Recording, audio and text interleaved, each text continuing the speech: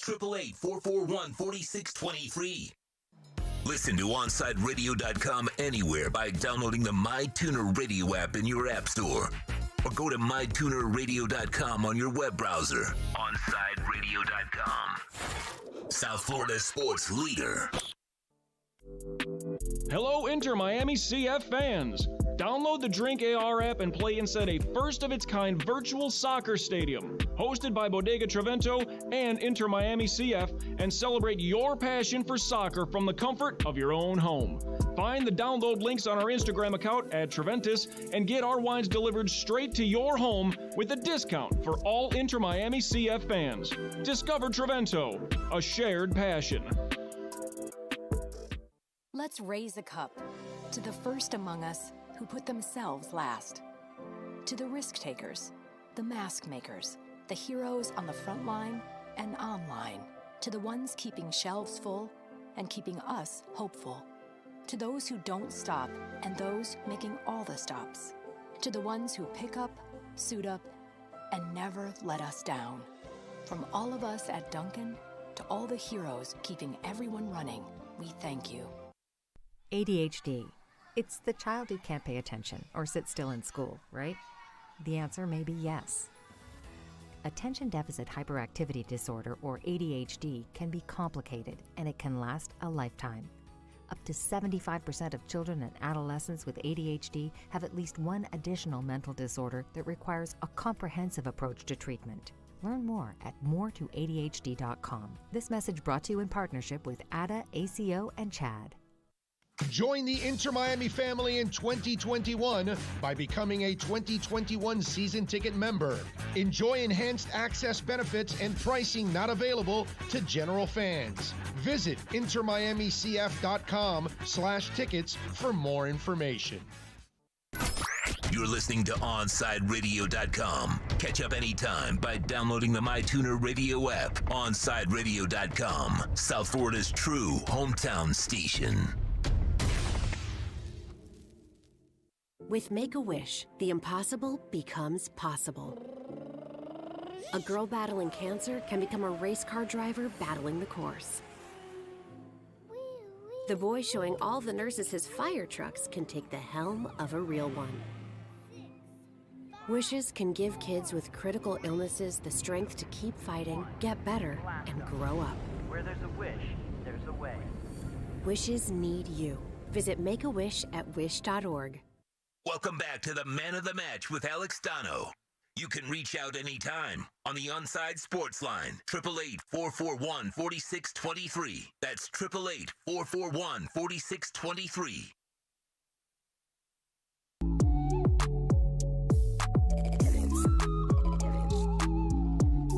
You can always text the show at 844-416-8123. In about 10 minutes, we're going to talk with Ruthie Polinsky from NBC Sports. Texter writes in, the only thing Myers-Leonard has learned so far is that he might endure pain in the wallet. He's already been dropped by gaming sponsors. Saw Origin PC dropped him pretty prominently, pretty quickly yesterday. Promptly, I think is the word I was looking for. And he lost another gaming sponsor as well, because that was like his side hustle. And it's ironic that was how, he exposed himself to using that awful word that he used. But, he's got that side gig. I mean, he's making decent NBA money from the Heat, and he's making money off of his gaming streams as well. I'm sure at this point he probably regrets doing that little side hustle. But this is something important on the road back. It's important for me to emphasize that I think second chances are important to those who earn it and those who become deserving of that. I think people can change. I think people can learn and they can evolve. Dave Hyde from the South Florida Sun-Sentinel wrote a piece on Myers-Leonard yesterday, and I think part of it, I thought he brought up a great example of someone who has been in a similar situation to what Myers is in right now and were able to rehabilitate their image. Hyde writes, the immediate question as the NBA investigates his video, Myers-Leonard's video, is if this one word does a quote-unquote Tim Hardaway to Leonard and detours his life in some form. Hardaway was a much bigger star and a much more important name in Heat history, who said in retirement during a radio interview in 2007, that was with Dan Le Batard back in the day, quote, I hate gay people, Hardaway said. Hardaway's reputation was lost, his name sullied, and as time moved on, he tried to do something about that. He educated himself, changed his public thoughts. He called in support when Jason Collins became the first openly gay NBA player. He was the symbolic first athlete to sign a proposed amendment in Florida for same-sex marriage.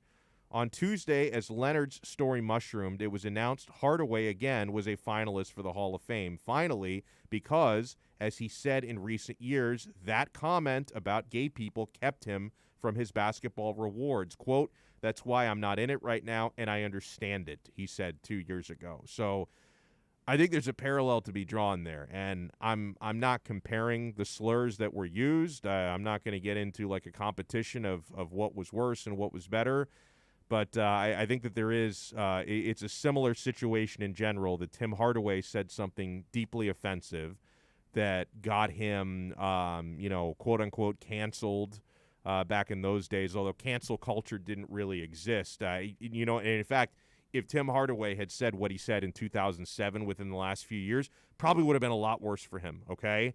But still, his image was impacted. His reputation was tarnished by a hateful thing he said in public. And I thought Hardaway did a pretty remarkable job of turning that around. And he did it through exactly what I was suggesting there for Myers Leonard. And you know what? For Hardaway, it didn't take weeks. It didn't take months. It literally took years for him to rehabilitate his reputation. And he did it through actions, through sensitivity training, through charity work, and a lot of public support, because obviously I have no way of knowing what's in someone's heart, right? I can't say for sure that someone's opinions are changing and that they're really evolving, but all we can judge a man on are his actions. And when it comes to that, Tim Hardaway has been doing all the right things for the past 13 and a half years since he said what he said. If Myers Leonard can go on a similar track here, I think that he can redeem his reputation in a way that Tim Hardaway did. And I think he's got to realize that's a long, difficult task, but it's a task he needs to put himself through now, I believe. 844-416-8123 is the number. That's 844-416-8123. On a lighter note, Tito, I saw you comment on this story on Twitter. I'm calling shenanigans on this. 96.9 The Game tweeted, "Study, sports fans have better mental health." In no way is that true. You know what being a sports fan, you know what that's done for my mental health? It's made me paranoid, right? Because going back to, the 2002 Fiesta Bowl, going back to all the ways my beloved Inter Milan have been screwed by referees, it's made me more paranoid. It's made me think everyone's out to get me. And that's a big one for Hurricanes fans, because anytime a Miami player does something like morally reprehensible, death penalty, cancel the program, Nevin Shapiro, right? So it makes me very, very paranoid that everyone is out to get me. Sports have, it's put my mental health through the wood chipper, Tito. Like, anytime a team of mine loses a big game, I get depressed. Like, after the Heat lose to the Dallas Mavericks in the 11 finals, I'm depressed for weeks after that. To me, it's the worst part about, like when your sports team loses like in an embarrassing fashion, right? There's no shortage of that with Miami sports teams, right? Canes to UNC, Canes to Clemson, Miami Heat to the Mavericks. Granted, I don't think it was embarrassing to lose to the Lakers last year in the finals, but just knowing we lost in the finals, that one didn't bug me that much. It didn't bug me because I knew it was going to be a tough battle as it was. Yeah. But just those moments, it pains me to keep trying to be a sports fan after that, right? Like, to keep trying. Like, I remember specifically after the Heat lost the 2011 finals, I didn't want to go back to my high school because I was just like, I just know all these fake Miami Heat fan haters are about to clown and talk so much crap about the big three and how it's all a flop. And I specifically hated that time. Yep. And you're right, it affects your mental health. Like I'll tell you this. Right after the Canes lost the bowl game to Oklahoma State, I dreaded coming into this station to hear Big O rip the Canes. Oh, man. Because I knew he was going to do it, and I was just in a depressed state. He did it. He did do it. You know, I could use the example of the non-sports fans in my life. My wife, not a sports fan, she is way more mentally stable than I am. My mother, not a sports fan, way more mentally stable. Oh, my God, they enjoy their lives. My father is a sports fan, lunatic. I mean, Tito, I can remember watching when I was 9 years old. We were watching the 1994 World Cup final, because my father indoctrinated me in Italian soccer, so we're watching Italy take on Brazil in the final. Italy weren't playing too well during the game. They were basically defending for their lives for 90 minutes.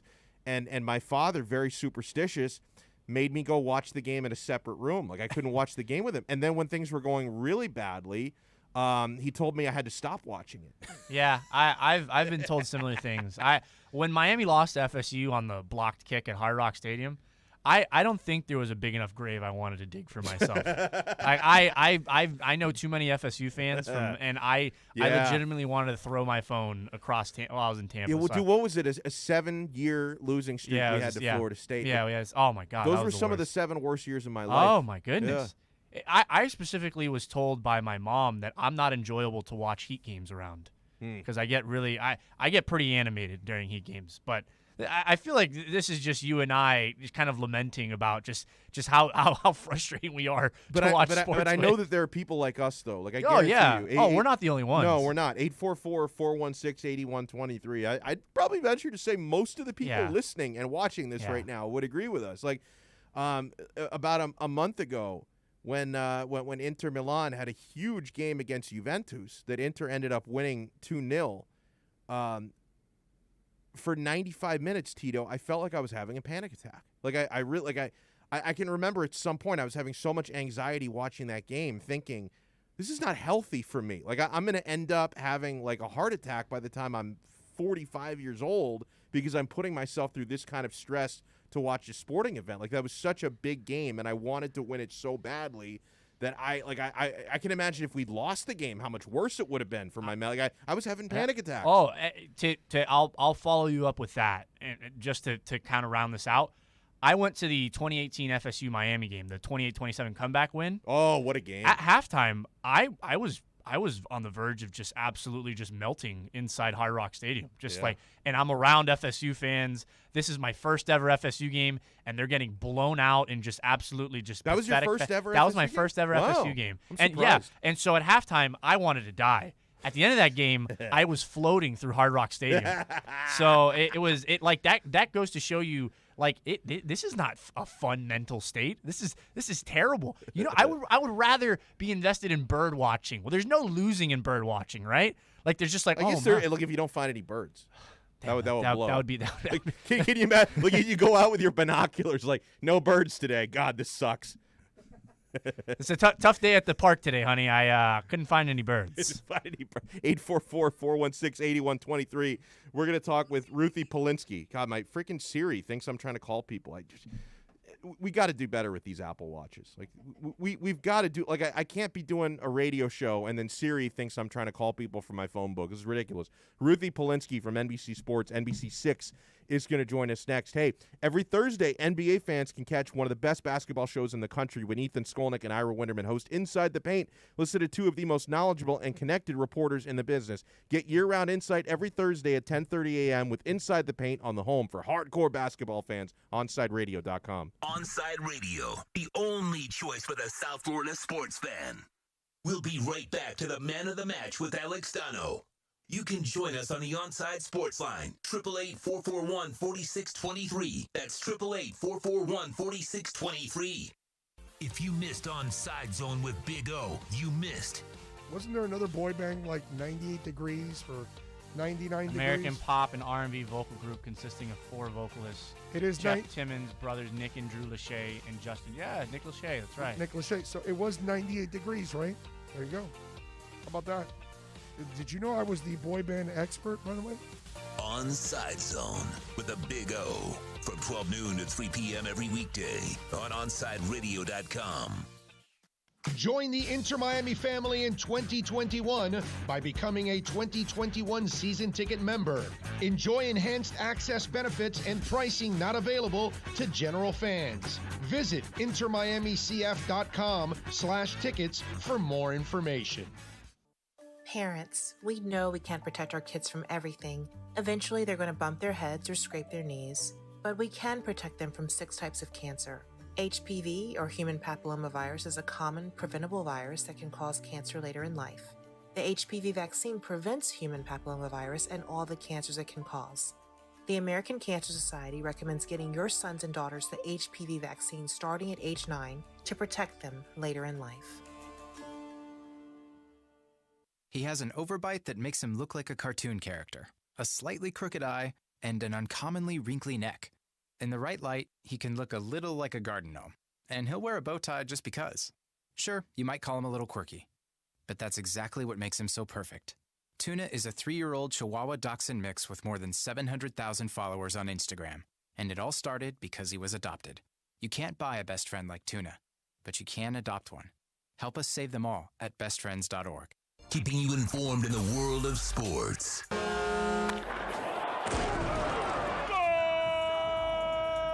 With an OnsideRadio.com sports update. Manchester City making easy work of Southampton, winning 5-2, the lone Premier League match of the day. In Champions League, we've got one close to result already. PSG tacking on a goal to take a 1-0 lead over Barcelona, leading 5-1, close to sending Barcelona home in Champions League.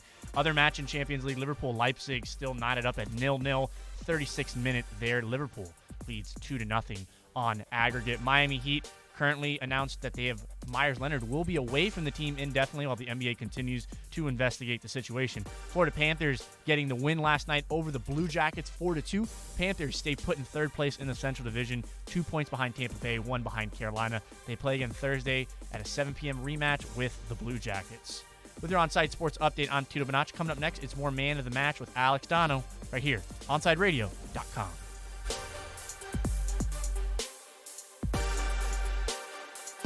You're listening to the station with more live and local sports talk than anyone else in South Florida. OnsideRadio.com. Broadcasting from South Florida to the world. Welcome back.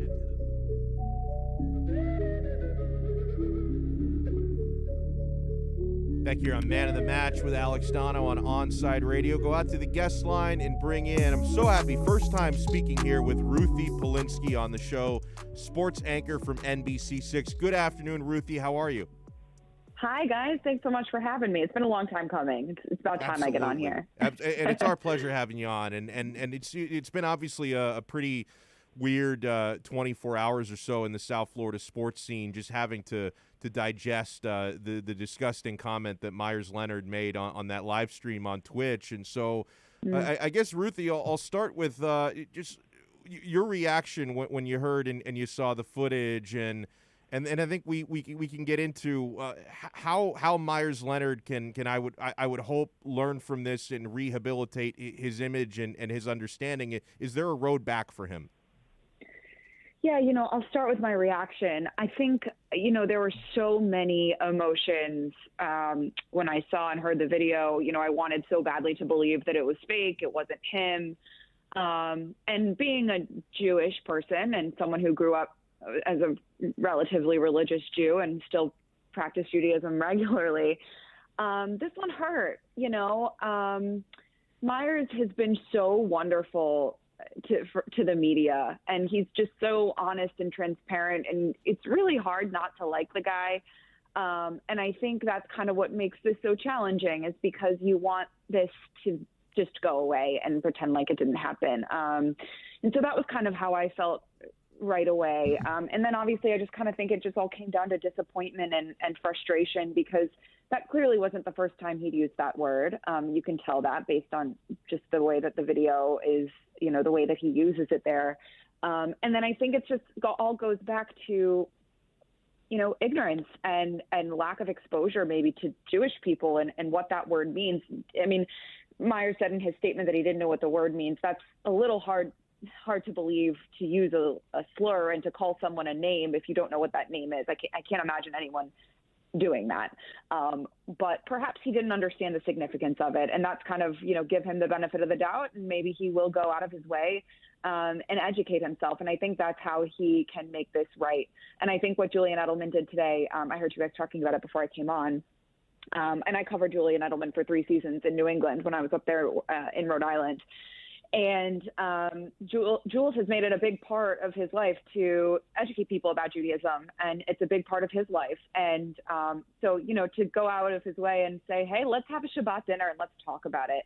I think we're in this cancel culture, and that's not the right approach here. For Myers Leonard to go into a little dark hole and not talk about what he did and the mistake he made and not educate himself and others, but the platform that he has, not just in the NBA, but on Twitch and social media and Twitter, he's got to now dedicate a big part of his life to learning about Judaism and educating other people about Judaism, and the hardships that Jewish people have gone through and where this word stems from. And I didn't even know the word. I'm going to go on a ramble here, guys, because I've been waiting to talk to somebody about this. But I didn't even know where the word stemmed from. I didn't know either. And and I did a little research myself. The only time I'd heard that word is people explaining it to me as a bad word, right? So that's the only time it's ever come up in my life. But I did a little research, and this is a word that kind of gained momentum when Jews were fleeing Europe during World War II. This is a very sensitive time.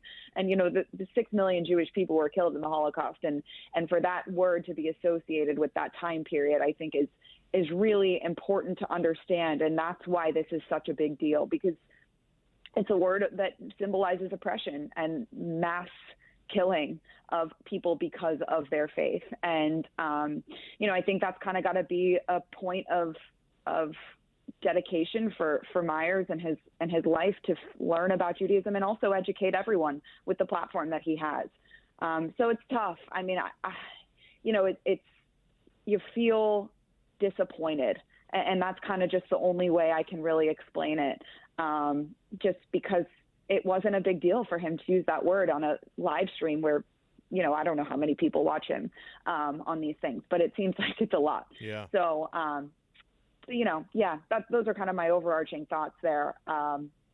It's just frustrating because, like I said, this is a guy that has been really fun to cover with the Miami Heat, or at least over the year that I've been here.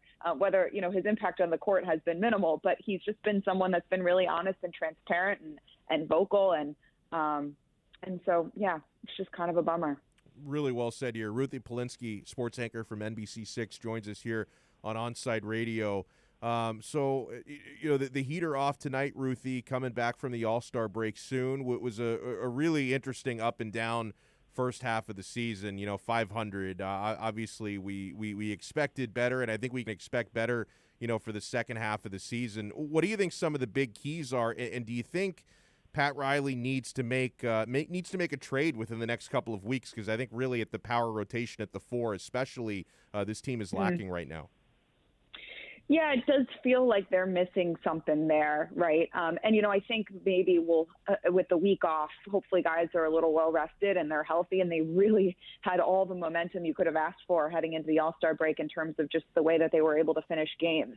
So I think it's going to be really an exciting second half of the season, but the way that this schedule is worked, I had both of our friends, Ira Winderman, on my sports final show that's on Sunday nights. And, he said that the Heat, I think, have like the 4th easiest schedule in terms of like win percentage heading into the second half of the season. So that's good news for them. I think there could be a move. The Blake Griffin conversation was interesting. Obviously that didn't go through, but I think the Heat have enough in place to get to where they want to go, but do they have enough to beat these teams that are atop the East right now? That's kind of hard to believe. So I'm not going to sit here and tell you that I have all the answers, but I agree with you. You know, I think there is something missing here. It's something I love about Ruthie Polinsky. You know hockey. Like, you worked up in New England, because we need more of that down here in this market, Ruthie. Yes. And I didn't really grow up with hockey. I got into – I mean, I had a run because I grew up down here. So during the 1996 run to the Stanley Cup, the year of the Rat, I really got into it. I fell out of love with it for a while. I started to get back into it like 8-9 years ago. This Panthers team seems for real to me, and I love watching Sergei Bobrovsky come on and really improve. I wish they could play Columbus 82 times a season, because Bob loves going up against his former team. Are you buying what the Florida Panthers are selling, and do you think this is going to end up being a playoff team this year? Yeah, I think just a little side note here while I'm on here, tell you that when I was in New England, I covered the Bruins in their Stanley Cup run when they played the Blues. And I'm from St. Louis, grew up a diehard Blues fan. Oh, wow. So I covered the Stanley Cup final in St. Louis, lived 10 days at my parents' house covering the Stanley Cup final. And all I said the whole time, I said, I need this series to go 7 games and I'll be happy. Because if the Bruins win, it's good for my career. If the Blues win, it's good for my soul. So I'm like, you know what? I'm just going to let it happen. So obviously the Blues win Game 7 in Boston, and I'm sitting there next to my boss, and I'm like, I'm going to have to go into the Bruins locker room while the Blues are celebrating on the ice. And my boss looks at me and he goes, you can go on the ice. Yes! So I got to go out there, you know, and kind of experience it from the other side of things, which was pretty cool. But, you know, obviously had so much respect for the Bruins and was rooting for them too. But it was just my heart was in two places. Anyway, am I sold on the Panthers? I'm sold. You know, I think that it's just going to all be about consistency. And for some reason, the Hurricanes have this team's number, and that's kind of tough. But, you know, I think the Lightning, they're right up there with them, with these teams that are just playing so well. And when Sergei Bobrovsky is playing the way that we saw him play last night, you know, this team is for real. And it's nice to have a guy like Chris Drieger in there to go in there when, you know, Bob needs a night off when you're playing this kind of condensed schedule. So it's, you know, I think this team's really consistent. And my favorite thing about this team has just kind of been the way that they've upgraded, you know, with the newcomers like Patrick Hornquist and Carter Verhaeghe. And I remember last year at the end when they lost in the Toronto bubble, and Coach Q said, you know, this is just a team that's got to learn how to win. Yep. And it feels like they really know how to win games, you know, and they don't get down when they're out, and they come back, and you know, it's nice when they play with the lead for a change. But when they're able to kind of figure it out and finish it off, whether it be in overtime and shootouts in the third period. So it's just been really fun to watch. And, you know, it's good the best way to grow this fan base is to win, right? When the team's winning, more people want to follow along. So this is good for the organization too, I think. 1,000%. I appreciate your time so much, and a really amazing perspective on the Myers-Leonard stuff. I'm so happy that you were able to bring that to the show. Ruthie Polinsky, you want to follow her on Twitter at Ruthie Polinsky. Check out her amazing work on NBC6. Ruthie, thank you so much, and have a great rest of your week. Guys, anytime. Appreciate you.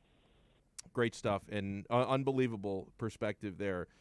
I know that it's certainly I can't even imagine what it would be like to be part of the Jewish community and to see and hear, you know, what Myers-Leonard said, and just to kind of have to sort out your thoughts, you know, to speak on it, and you know, for friends of ours like Ruthie and Jeremy Taché, who we spoke to yesterday, like it kind of comes with the territory of being a sports anchor. Like, you have to talk about it. You can't not talk about it. It's so difficult to put it into words. And wow, I really thought Ruthie did an incredible job with that, as Jeremy Taché did yesterday as well. So huge thank you. And I'm sure we'll bring Ruthie on again soon, maybe on more lighter notes. 844-416-8123 is how you get in. That's 844-416-8123. All right, Tito, I saw Barcelona got a goal back there. So my bets today in Champions League, as we have 2 games in progress, we have Barca taking on PSG, and Barca is toast, right? I mean, Barcelona, they lost the first leg at home 4-1. So not only did they lose 4-1, but they gave up 4 road goals, away goals. So PSG is going to get through. I just hope Barca can win this game for pride because I bet Barca on the money line. I just thought that that they have more to play for in terms of their dignity because PSG's going through no matter what. And I have Liverpool on the money line against RB Leipzig. That one is scoreless at halftime. I think the Barca game is going now to halftime tied 1-1. The Liverpool-Leipzig game is 0-0. So I need winners from Barca and from Liverpool in order to cash in today. 844-416-8123. We're going to wrap up the 3 o'clock hour when we come back. Hey, Saturday, sports fans have a place to talk sports and gambling when the J-Rod Experience takes over every afternoon. Tune in Saturday from 2 to 4 p.m. as Jim Rodriguez provides you the sports investment information you need to have a little fun on the weekends. That's the J-Rod Experience, 2 to 4 p.m. only at OnSideRadio.com. We'll be right back to the Man of the Match with Alex Donno. You can join us on the Onside Sports Line, 888-441-4623. That's 888-441-4623. You're listening to the only sports station in South Florida that likes to take your calls. 888-441-4623.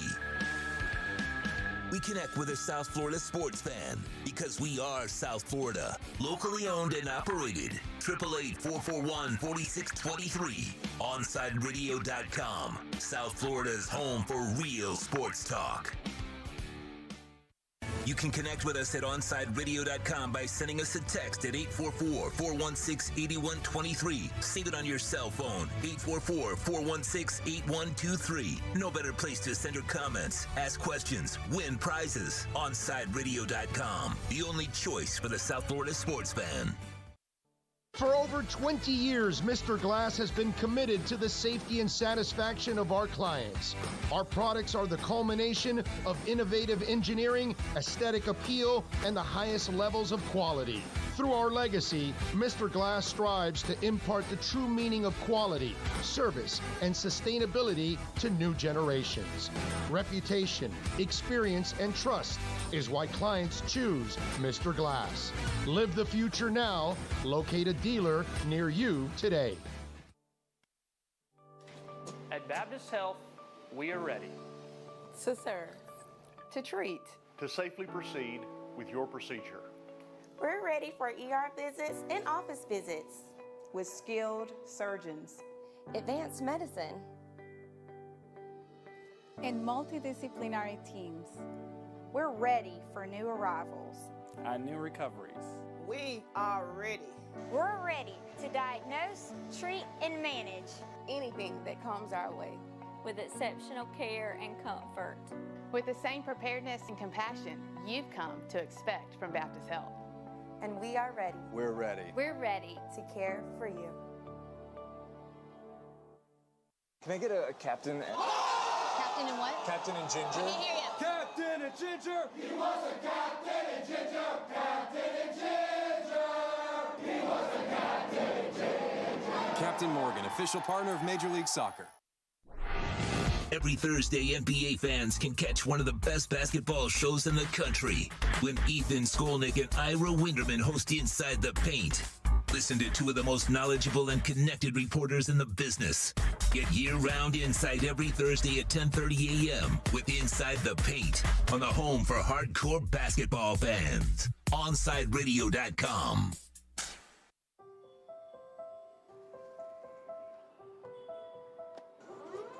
We live in challenging times, and we understand you have questions about how you're going to take care of your family and yourself.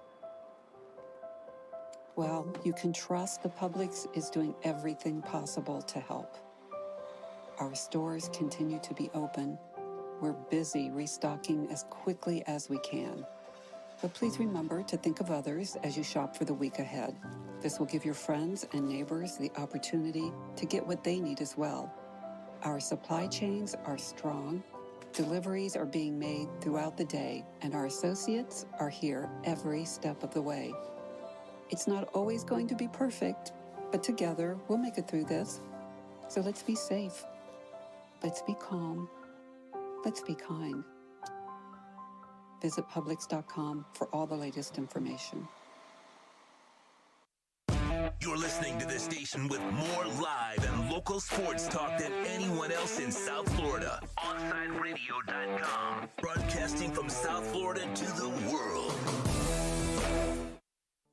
Big news, Miami fans! Body Armor is proud to be the new official sports drink of Major League Soccer and Inter Miami CF. It doesn't matter if you're a player or a fan, Body Armor sports drink will hydrate you with potassium-packed electrolytes, antioxidants, and no artificial sweeteners, flavors, or dyes. Whether you're at home or in the starting lineup, Body Armor sports drink will hydrate you from kickoff to the final whistle. Body Armor, now the official sports drink of Inter Miami CF, available at your local Publix. You're listening to the only sports station in South Florida that likes to take your calls. 888-441-4623. We connect with a South Florida sports fan because we are South Florida. Locally owned and operated. 888-441-4623. OnSideRadio.com. South Florida's home for real sports talk. Welcome back to the Man of the Match with Alex Donno. You can reach out anytime on the Onside Sports Line, 888-441-4623. That's 888-441-4623. Couple of interesting Miami Heat notes that don't involve basketball or Myers Leonard. Have you seen a couple things, Tito? First of all, the Heat to officially reveal on Thursday their limited edition trophy gold jerseys. Now, I really don't love these. I think it's cool the fact that there's only a limited number. I think 6,013 or 6,031 of these will be released, so it's going to become a collector's item. Basically, these jerseys look like something you would design if there was an NBA team in Pittsburgh. It's got the, because all the Pittsburgh pro teams wear the same colors, right? The Steelers, the Pirates, the Penguins, they all wear black and yellow. That's what this looks like to me. When I see these trophy gold jerseys, which are to commemorate the Heat's championships, right? The gold for the Larry O'Brien trophy. I will say, Tito, I like these better than the vice versa. So if they switch from the vice versa to the trophy gold, I'm okay with that. I don't know about that. I think these. I'm going to be honest with you. I think these gold ones suck. I don't like them, but I do. No, I think the vice versa is better. No, the vice versa. This looks like we're trying to emulate the Pacers. Oh yeah, they do look like the Pacers too. That's right. And also, since when is the yellow a strong color for the Heat? Or gold, for that matter. I guess I remember hearing that the explanation was it for championship gold. Yeah, it's right? for championship gold. Right. Trophy gold is what they call the jersey. Yeah, the Lakers have the 20 championships. Their yellow is still not as crappy as this. I don't know. This jersey just does not seem Heat. Why are we doing this?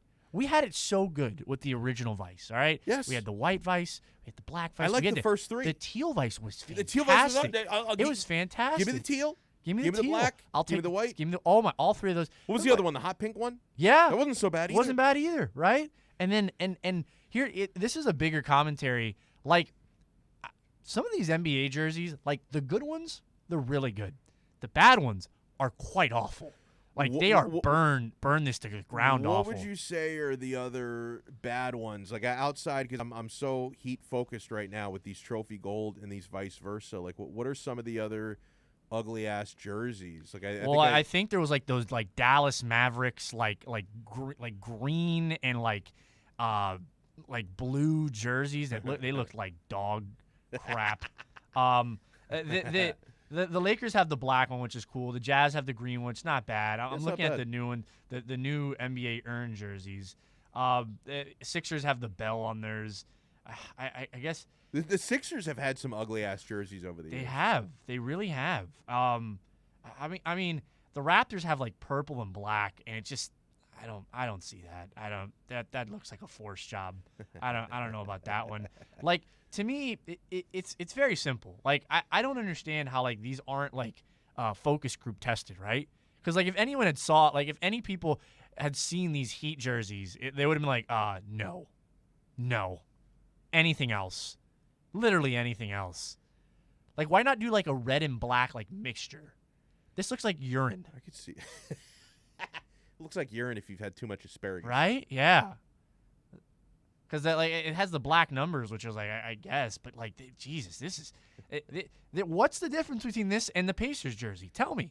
There's really not. It's funny you say that because like the first thought that I had was that if there was an NBA team at Pittsburgh, that's what they would wear, just because of the color scheme. But you're right. It is basically a Pacers jersey.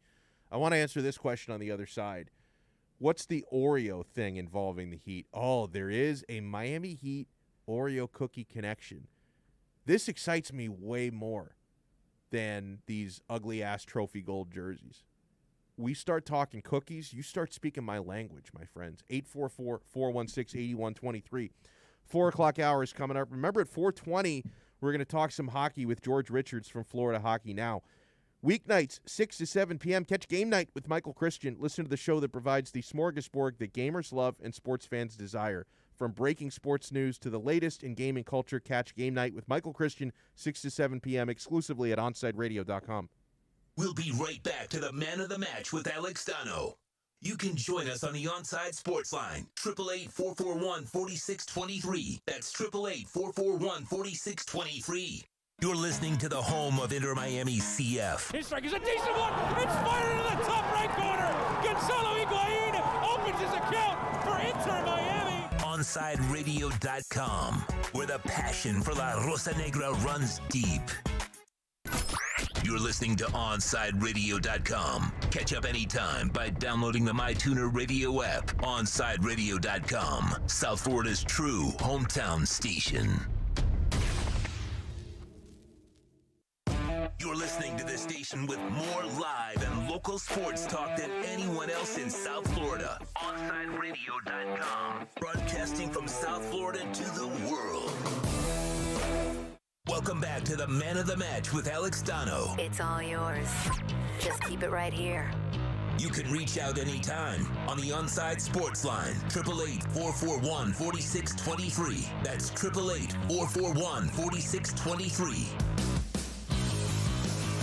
Yeah, 4 o'clock hour Man of the Match with Alex Donno. I'm Alex Donno, and I'm with you here on Onside Radio. You can stream us live, OnSideRadio.com, radio.net app, MyTuner Radio app, Radio FM app, Podbean app. All of these are free apps you can download on your mobile phone. You pay absolutely nothing to listen to these fine shows. And exciting stuff. You can stream us live on YouTube. I'm looking at my own face right now. Thankfully, you can only see part of my face because I'm wearing a mask. I'm wearing one of my two. This is the least lucky of the two, but I'm wearing one of my two lucky Inter Milan masks. I don't wear this one on game day. This is just like this is the for show mask, right? It's like there are people who wear like fake jewelry if they're at like a minor event, but then they're at like a gala ball, then they're wearing the actual diamonds. I wear the Fugazi lucky mask when it's a non-game day. When it is a game day, I bust out the actual lucky mask. And I think we've only lost one game when I've worn my lucky mask. I think we're like 9-1-1 with the lucky mask power. So it works. Tito is about to make way for Alex Aguirre, whose hair is looking fantastic today. I'm so envious. Like, I saw someone on Twitter yesterday complaining about getting their first gray hair that Mike Sanchez, part of Kane's That guy's my Twitter. boy, bro. I love that guy. He's a great dude, but I never want to see somebody complain about getting because Tito he's got a full head of hair, right? Like I don't know. I've never met him. I've never met him in real life, Right, but I would assume. Yeah, but it looks like I've seen photos of him on social media, and he's got a perfectly full head of hair, and he's complaining about getting his first gray hair. Well, Donno, this is a perfect guy to could bounce off of our topic earlier about sports mental health, because like I feel like him and and all three of us probably we lose our crap during this Miami Hurricanes games. You're right about that. Like in fact, I feel like he goes too far. Like I almost feel like I want he to. got blocked by Canes football. Yeah, like I want to mentor Mike and be like, bro, like listen, I get it, sports are important, but you have to have some balance in your life, dude. Like, and I'm crazy. Like keeps it real, man. I love it, dude. Like well, you know what though? You know what? I'm gonna call shenanigans on that because you are infatuated with Better Duck's Twitter. And I love him. He is a psycho. Okay, he is. But I feel like it's all shtick though with him. Is it? I think. He got into a Twitter war with DJ Dallas. That was so great. Well, yeah, no, because DJ Dallas didn't understand his shtick. Because Better Duck, this guy writes like 10 tweets a day about giving up 550 rushing yards, which is what was the actual number against North Carolina? Like 554 or something like that? I've sworn to myself that I wasn't going to look up this number again. You got to do it. But yeah, now. this is just, this is masochistic, I guess. I'm obsessed with Better Duck because like he finds different ways to do it. Like he snipes at people. And he writes like 10 tweets a day about Miami giving up 550 rushing yards against North Carolina. And then DJ 554. DJ Dallas, former Miami running back, came across some of his tweets because I think DJ follows me and I retweet Duck all the time because I find the guy to be delightful. Like I don't know, people hate him, but I find him to be hilarious.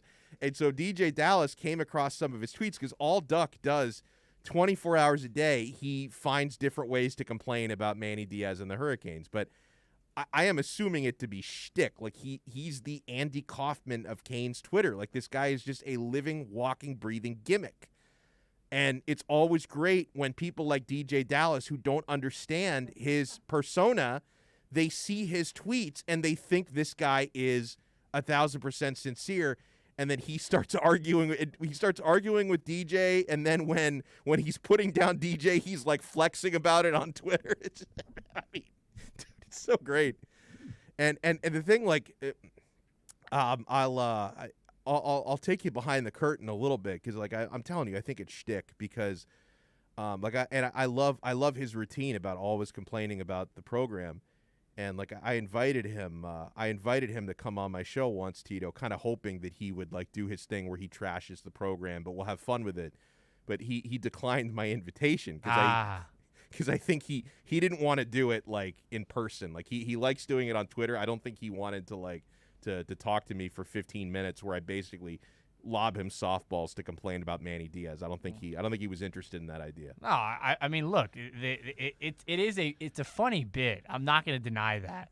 I just I just love how I'll occasionally scroll across. It'll be a Saturday afternoon, and I'll scroll across Twitter, and I'll just see Better Duck talking about how we should shut down the football program because the Canes gave up 500 rushing yards to UNC. Like I'm always like, what is this guy doing? Like, it's an obsession. It's Saturday. Canes football season's been over for 3 months, man. He'll never let it go. Oh man! So somebody was asking me what this story is about the Miami Heat and Oreo cookies. So the NBA announced today a marketing partnership that later this month will feature the launch of limited edition NBA Dynasty Oreo cookies. Among the team logos to be included on the chocolate wafer part of the cookie is the Heat's iconic flaming basketball. And Tito, you know what this indirectly does? This answers the question of whether or not the Miami Heat should be considered a dynasty, right? Because, from 2006 to 2013, they won 3 titles. So that's 3 titles in 7 years, okay? And there has been a debate because, okay, people say, well, look at all the titles the Golden State Warriors won. That was a dynasty. The Lakers have won 1 million championships. The Celtics have won 1 million championships. Those are dynasties. The Spurs. How many titles did the Spurs win during the Tim Duncan? 5 titles, which was like spread out over like 15 years, but they won 5 titles. So that's a dynasty. So the Heat are like always on the fringe of that. Like, do you consider 3 championships to be a dynasty? The debate is over, my friends. Oreo cookies just answered it. Yeah, there it is. Because obviously they're putting the Heat logo on the Dynasty Oreo cookie series. That answers the question. The Heat are a dynasty. So here are the other – I'm trying to see all the teams they're going to be on. Okay, so here it is. The featured teams that will have team logos on the Oreo cookie. So you buy a bag of these. These look so delicious, by the way. Please don't tell me the Sixers are on there. I'm gonna get, bro. No spoilers. I'm gonna get to it. All right. So these are NBA Dynasty Oreos. The box is really cool because it's got the Larry O'Brien trophy like on the box. I'm gonna buy a box of these. I'm gonna eat them all in one sitting and feel terrible about myself, but I'm gonna do it. That's what I always do with desserts. So the featured teams are the Boston Celtics, Chicago Bulls. We can agree, dynasties. Michael Jordan had an all-out dynasty, 6 titles in the 90s in Chicago. Golden State Warriors, dynasty. Los Angeles Lakers, they've had like 4 different dynasties. San Antonio Spurs and the Miami Heat. So right there, and no Sixers, Tito. No Sixers. Suck it, Philadelphia. Suck it. No Knicks. Nothing. No, Knicks. Yeah, right. Knicks haven't won a championship since the cell phone, okay? Dynasty of mediocrity. Yeah, literally. Dynasty of banners for having a winning record. It's a great line. They haven't won a championship since the cell phone. It's not a lie, though, Donno. It's real. They haven't won since 73, right? Yeah. They're the same time the Dolphins won their last championship. Damn, why you got to do that? Damn it, Donno. Just keeping it real. Oh, God. Just keeping it real. God. I was just on a high, and now I'm back on a low. Like, you can go back way farther than the cell phone. Like, you didn't have remote controls when the Knicks won a title. I don't think, right? Like, remote controls weren't around until probably like 1980. Right? I mean, you like back in 70, and I wasn't born until 84, full disclosure. But I'm pretty sure back in 73, the remote control was whoever was sitting nearest to the television. Like the remote control was right, just get up and change the Jimmy, channel. get up and flip the channel. Like that. I'm gonna do some research on this. Hold on. Do some well, what year was the remote control invented? I mean, it might have been invented in like 72, but maybe not readily available until like 80. See if you can find 1950. 1950? Yeah. No freaking way. Ironically, it was revealed at Madison Square Garden. Jesus. Oh, my God. This is Connections never end. This is backfired. There's no way there were remote controls in 1950. Like, maybe Thomas Edison had one in his house in well, he wasn't alive then, but maybe like the freaking richest, who was the richest man? Like a Rockefeller? The first remote control to a television was developed by Zenith Radio in 1950. The remote, called Lazy Bones, was connected to the television by a wire. Oh, so it had a wire. That doesn't count. Doesn't count? Okay. No. Wireless remote control. Huh. I'm trying to... 1970-ish? Okay. Yeah. Okay. Oh, no, never mind. 1956, wireless remote. Jeez. Yeah, man. No. That must have only been on, like, the $10,000 TV sets. Like, I mean, I still feel like the invention of the cell phone dates back in a while, right? Like, I mean, Zach like Morris when you tell a Knicks fan, like, hey, your team hasn't won a championship since the invention of the cell phone. Yeah, it's a good diss. It's a diss. It's a good burn. We're what, 60 years from the invention of a cell phone? Are we? Is that too much? I don't know. God, man. That's too much. Damn, man. No, it's 50 years. 50 years. That much since the cell phone? What year? I mean, Saved by the Bell was started in 1990, and Zach Morris had that big ass phone. And what was the other movie? Wall Street. It was invented. Cell phone was invented in 1973. Like, you couldn't call anybody though at that time because there was only one cell phone, and there are no towers. And that's the exact same year the last Knicks championship, 1973. That is so great. It's just coincidence. That worked out so perfectly. Oh my God. By the way, what's your preference of Oreo? Because I can remember one time a couple of years ago, my wife doesn't allow a whole lot of treats in the house because she knows they're just going to be I'm going to destroy them within a day. So she doesn't allow a whole lot of treats in the house. And a couple of years ago, she got me all excited because she's like, "Oh, I'm bringing home Oreos," and then she revealed to me what she had brought home, and she bought the Oreo Thins that have barely any cream inside. That are oh yeah, I've had those. They're 90% cookie, and there's no I'm a double stuffed guy. Yeah. See, this is once again, man. More cream, the better. Right? I got into an argument with my girlfriend about this because she's like, "Why wouldn't you just get the regular ones?" And I was like, "Well, I mean, the regular are acceptable. They're okay. If it's in a vending machine or something, double stuff is fine. Yeah, double stuff is better. Double stuffed is elite. I can eat the regulars. Like you're at the mechanic. And every time you're at the auto mechanic, they always have a 40-year-old vending machine, and they have those Oreos in they have original Oreos in there, and I'm good with that. While I'm waiting 4 hours for my oil change or my tires to get rotated, yeah, I'm going to eat some original Oreos. But no, if I'm shopping for myself, I'm buying double stuffed, and I'm certainly not buying the Thins. Do you ever buy like the crazy flavors, like the pumpkin flavor? So I've tried the birthday cake flavors. Those that are actually sounds good. They're really Yeah. good. I've done that. I've done like the red velvet. It wasn't that good. Ooh, I've never tried those. It was all right. Okay. There's, they've gotten really just out all over the place. Like there's lemon now. Really? Yeah, it's terrible. I'm not a fan of lemon cookies. I went to my grandmother's and I saw she had lemon flavored Oreos. I was Oh like, my "What is God. this? You're not my family. You're not my aunt." So yeah, it's And just then terrible. Oreos. Yeah, Wow. lemon Oreos. There's mint chocolate Oreos, which like for the weird people that like mint chocolate, sure, I guess. That crowd, by the way, mint chocolate, like people who like mint chocolate stuff, they're like vegans. Like they're it's like a religion. It's crazy because, you remember a couple weeks ago when we did the ice cream flavor draft? Yeah. I was very outspoken by the fact that I just don't understand the appeal of mint chocolate chip ice cream. Like I associate mint with, toothpaste. Right, Like, yeah. I I want my breath to smell nice? Oh, okay. Yeah. I'll have a mint. Do I want to eat mint to No. enjoy it? No. Like I'll chew mint flavored gum, but again, like Yeah, here's my rule: mint should not be swallowed, right? Because Yeah, you think right. about gum, you chew it, freshens your breath, you Spit spit it it out. out. Right. Toothpaste, if you swallow it, you're a freak. Like you're not supposed to swallow toothpaste, right? Yeah. Mint chocolate chip ice cream, it's not good. And I can remember like years back, probably wasn't the most authentic version of it because I've never been to the Kentucky Derby. But somebody made for me years ago a mint julep. You heard of that drink? A what? A mint julep. I don't know what that is. I mean, I know there's mint in a mojito. It's kind of like a hillbilly mojito. Like Okay. it's I think the place where they drink mint juleps I think is at the Kentucky Derby. That's like, and I've never been to that horse race or whatever, but I think that's like the signature drink of the Kentucky Derby is the mint julep. And somebody once made for me a mint julep, and I politely consumed it because they made this drink for me. But the whole time I kept thinking I'm drinking toothpaste. Like it was. George Richards is going to be joining us, by the way, at 4:34, not 4:20. I do want to get into some Panthers hockey, though, when we come back. Redemption is now spelled B-O-B.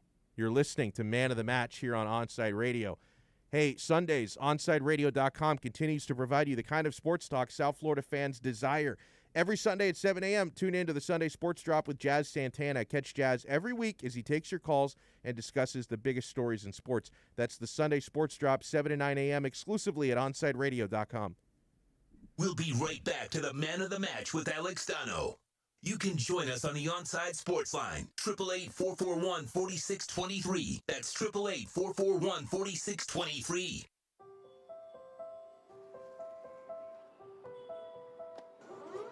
We live in challenging times, and we understand you have questions about how you're going to take care of your family and yourself. Well, you can trust the Publix is doing everything possible to help. Our stores continue to be open. We're busy restocking as quickly as we can. But please remember to think of others as you shop for the week ahead. This will give your friends and neighbors the opportunity to get what they need as well. Our supply chains are strong. Deliveries are being made throughout the day, and our associates are here every step of the way. It's not always going to be perfect, but together we'll make it through this. So let's be safe. Let's be calm. Let's be kind. Visit Publix.com for all the latest information. You can connect with us at OnsideRadio.com by sending us a text at 844-416-8123. Save it on your cell phone, 844-416-8123. No better place to send your comments, ask questions, win prizes. OnsideRadio.com, the only choice for the South Florida sports fan. Hey Panthers fans, Dave Dwart here with some awesome news. Every Saturday, I'm going to bring you the latest on everything to do with the Florida Panthers with Chirping the Cats Radio. Saturday mornings from 10 to 11 a.m., we'll dive into the state of the team, recap games, and hear from past and present Panthers players, and plenty of other great hockey guests too. Got questions about the Panthers? Call or text the show and we'll break it down. Don't miss Chirping the Cats Radio, Saturday mornings from 10 to 11 a.m., only on OnsideRadio.com. He has an overbite that makes him look like a cartoon character, a slightly crooked eye, and an uncommonly wrinkly neck. In the right light, he can look a little like a garden gnome, and he'll wear a bow tie just because. Sure, you might call him a little quirky, but that's exactly what makes him so perfect. Tuna is a 3-year-old Chihuahua Dachshund mix with more than 700,000 followers on Instagram, and it all started because he was adopted. You can't buy a best friend like Tuna, but you can adopt one. Help us save them all at bestfriends.org. ADHD. It's the child who can't pay attention or sit still in school, right? The answer may be yes. Attention Deficit Hyperactivity Disorder, or ADHD, can be complicated and it can last a lifetime. Living with a condition can sometimes be a challenge. It may take years to accept a formal diagnosis, and it's not always easy to find the right treatment plan. Did you know that up to 75% of children and adolescents with ADHD have at least one additional mental health condition that also requires a comprehensive approach to treatment? ADHD guidelines were recently updated to reflect the need to screen for associated disorders. Be sure to talk with your child's doctor about proper screening and visit more2adhd.com for additional information. That's more2adhd.com. This message has been brought to you in partnership with ADA, ACO, and CHAD. Welcome back to the Man of the Match with Alex Donno. You can reach out anytime on the Onside Sports Line, 888-441-4623. That's 888-441-4623.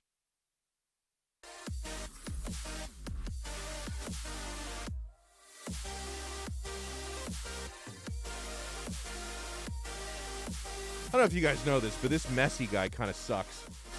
No, he scored a nice goal in the first half. Look at this replay, Tito.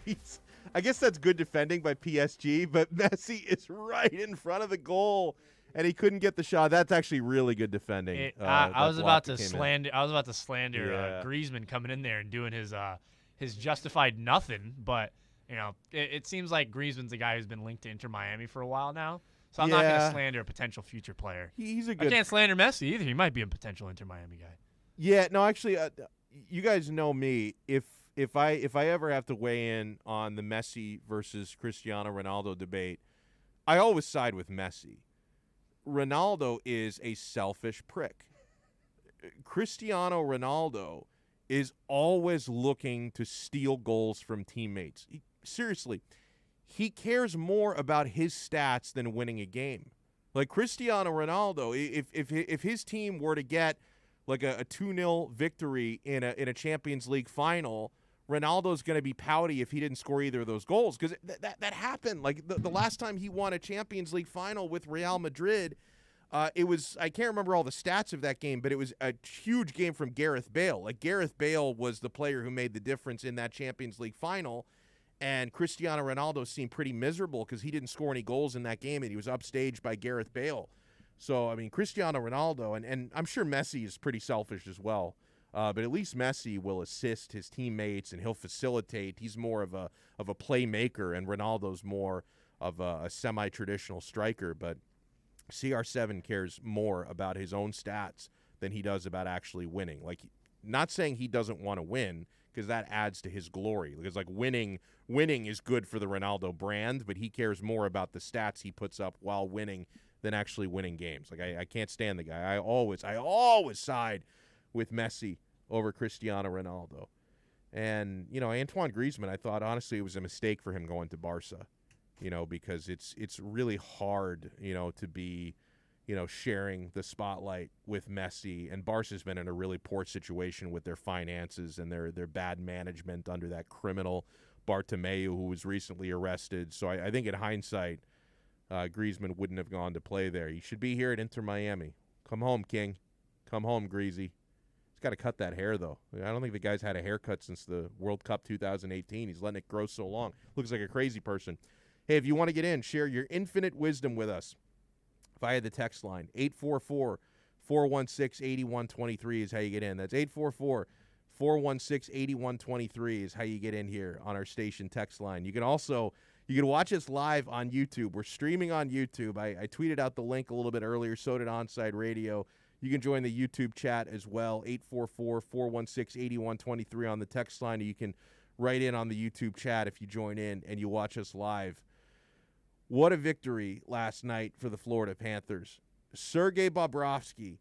I love the fact that when Bob is suiting up against the Columbus Blue Jackets, you can always count on Bob putting up his best. And how about this for Mr. Bobrovsky?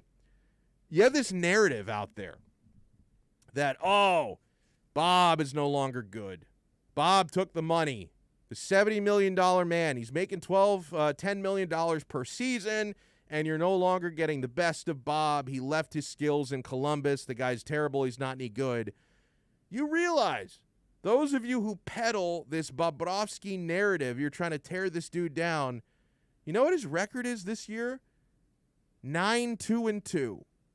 9 wins, only 2 regulation losses, 2 overtime losses.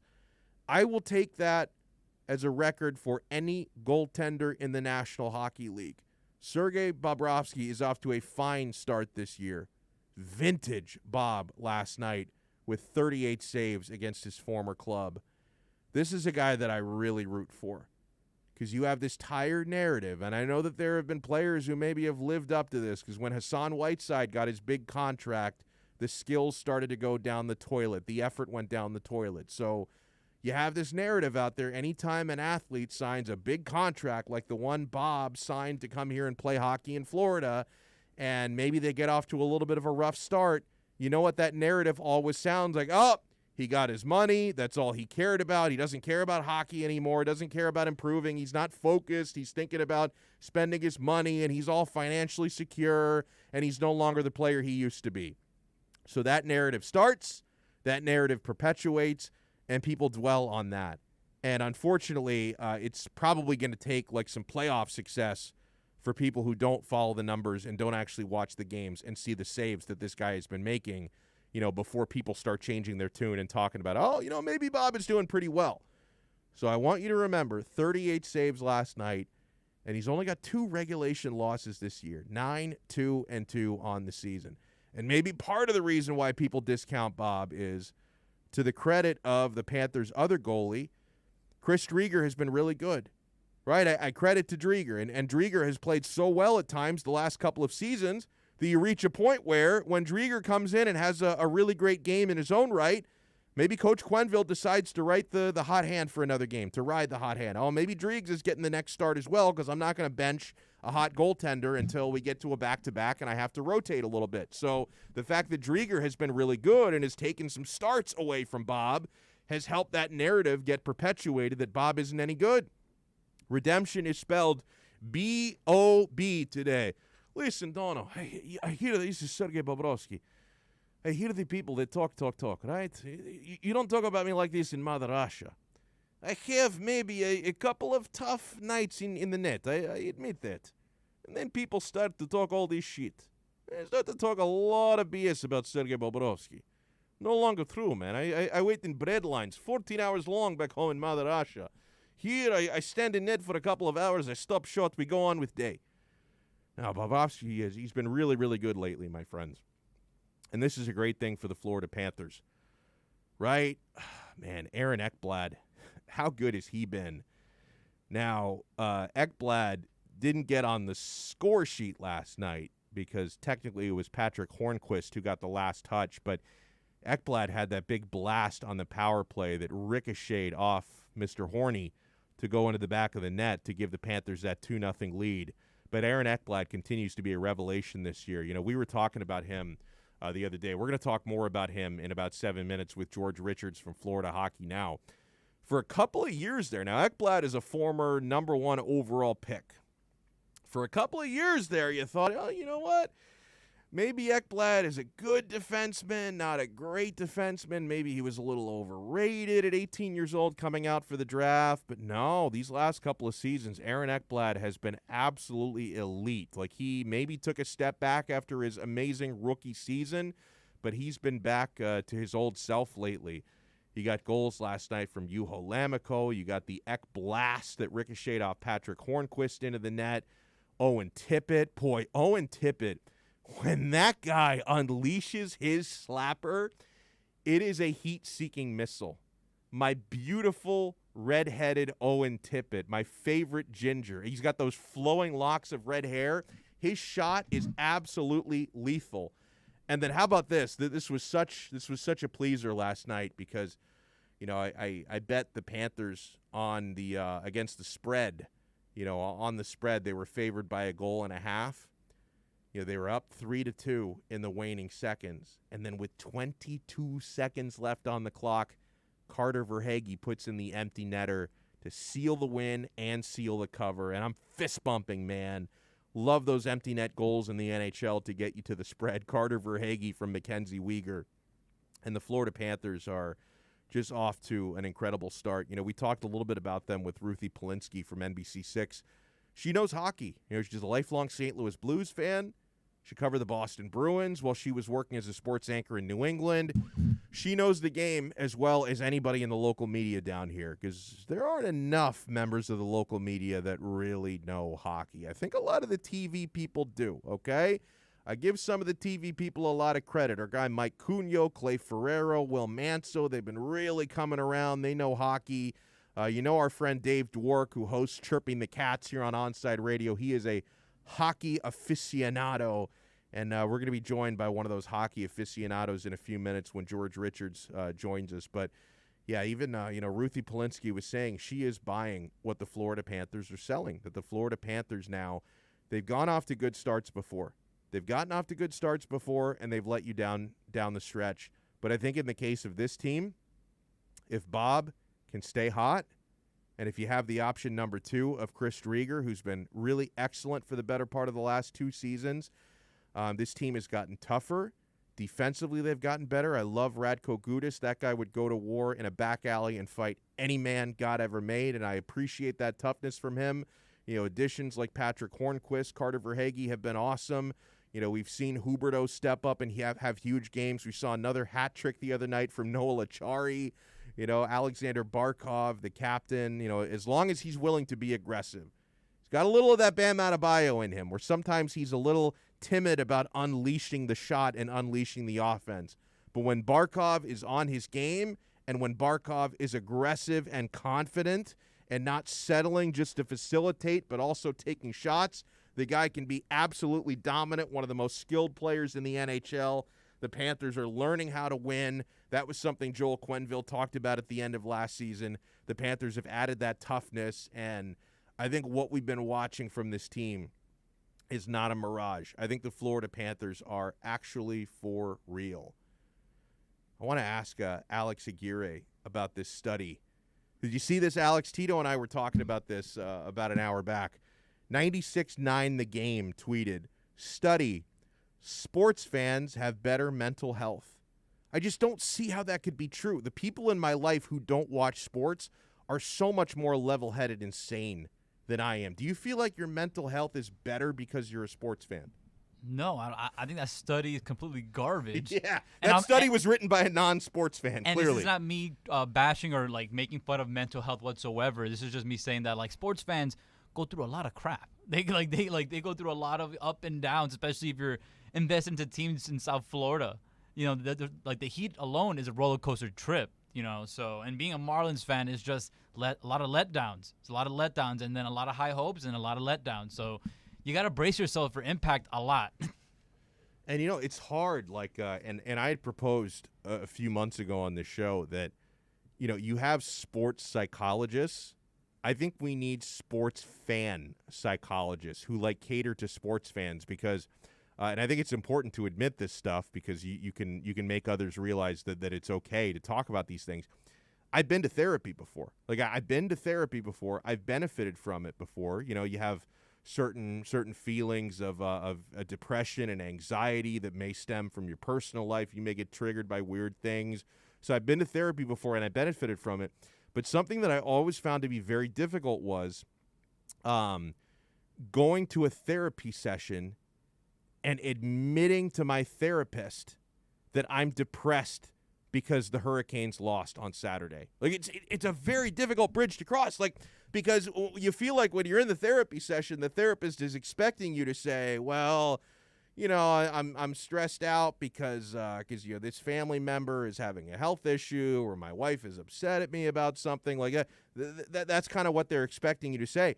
I rarely would have the balls to tell my therapist, hey, doc, the reason why I'm feeling really down today is Inter lost to Juventus on Sunday. It's just really it's hard to open up with that. I think there could be a sector of therapy that actually caters to sports fans, because there is sports psychology, sports therapy, but that's for athletes. We need one for sports fans, because this stuff can get people down. And no, I don't believe for a second this study that sports fans have better mental health. I think we would all have better mental health if we abandoned our sports teams, to be honest. But we love it. Like I wouldn't give up my sports fandoms for a second. Like I love supporting the Canes. I love supporting my Dolphins, my Heat, my Panthers. I love supporting Inter Miami and Inter Milan. I'm not going to give up any of those. But I do admit that I would probably be a little bit less of a lunatic if not for these sports allegiances that I have, man. A texter writes in on the Florida Panthers. Yes, the Panthers have gotten grittier. They're becoming less of a finesse team that scores a ton in the regular season but get dominated by the slow and hard pace of the playoffs. It's happening. Yeah, a good example of that was, you remember when the Panthers had Jaromir Jagr very late in his career, in his 40s, he could still play. Like, he was excellent assisting and scoring in the regular season. And then the Panthers got into the playoffs against the Islanders. I think this was 2016 with Jaromir Jagr. And, Jagr, already being a finesse player and being older, was completely negated by the Islanders in the playoffs. The Islanders are a really tough team. They had that fourth line that was just cracking skulls, Cizikas and Martin. They were just dominating the Panthers from a physical point of view. Not to say it wasn't a competitive series, because you had like 3 overtime games. It was a 6-game series. It was a good series. But Jaromir Jagr was like completely negated because he was a finesse player. And, Barkov was very young, finesse player. He struggled a little bit in that series. Once you have the toughness and you have a little bit of grit and you're able to punch a team in the mouth, those are the teams that do well in the playoffs. Yes, you need scoring. Yes, you need skills. You need skaters. You need some finesse. But you've got to have toughness to go with it, because finesse teams can win in the regular season. You have to have a balance. You have to be good and physical to win in the playoffs. Texter writes in on mental health. It's proven that pet owners benefit as far as mental health. Yeah, maybe I need a pet. I do have, I spent a lot of time at my parents' house. They live nearby, and they've got a cat, but the cat drives everybody crazy because he's older. He's older, so, sometimes he'll evacuate his bowels in places you're not really hoping he's going to. He's always begging for food, so he can be a little bit of a nuisance. But, yeah, I mean, I've had I grew up with pets, and I had some very rewarding experiences, man. We're going to talk with George Richards from Florida Hockey Now when we come back. Hey, Onside Radio enters Kai's Corner with Kai Chen Chisholm.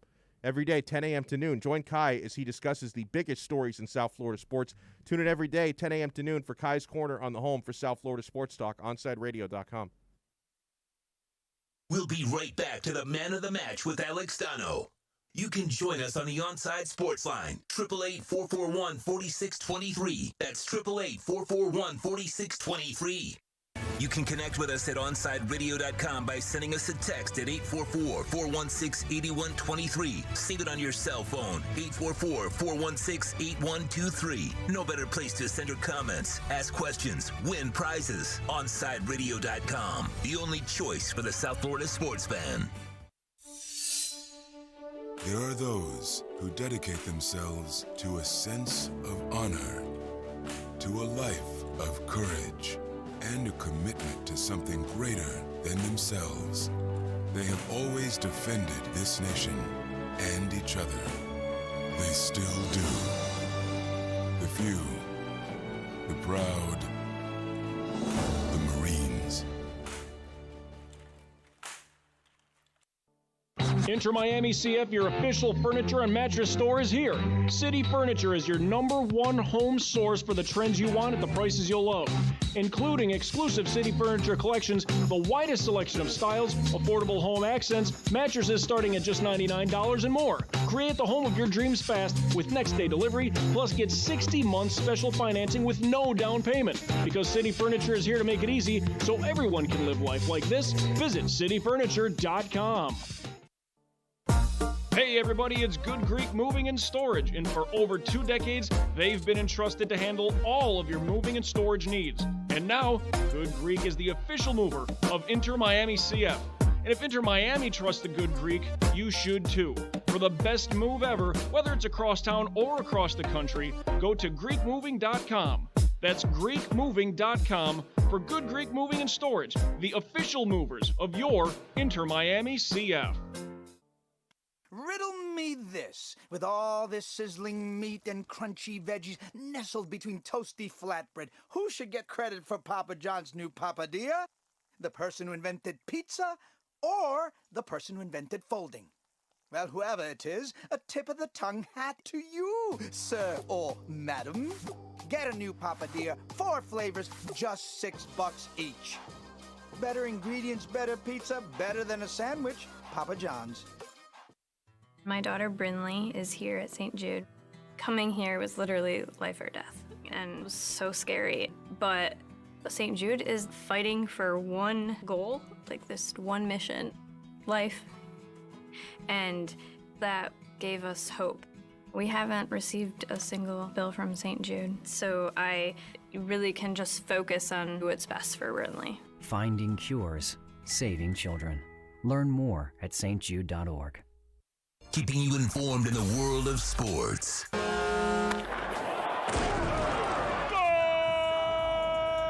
With an OnsideRadio.com sports update. The Florida Panthers defeated the Columbus Blue Jackets last night 4-2, and in a total team effort with 4 different players scoring a goal, and Sergei Bobrovsky stopped 40 shots. The win did not make a change in the standings, however, as Tampa Bay and Carolina won as well. The Panthers are back on the ice and look to sweep their 2-game series against Columbus tomorrow night. Puck drops at 7 p.m. In the MLB, the Texas Rangers will be the first team in the MLB that will allow 100% capacity to start the season. Globe Life Field will be open on April 5th to seat over 40,000 fans. The MLS has released their schedules for the home openers, and it is set for Inter Miami to kick off their season against David Beckham's former team, the LA Galaxy, on Saturday, April 17.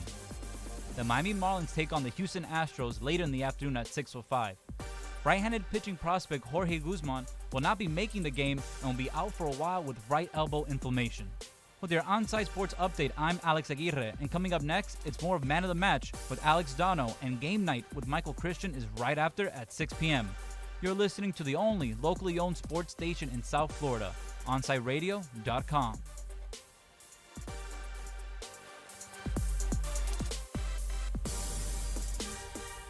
Onside Radio, the only choice for the South Florida sports fan.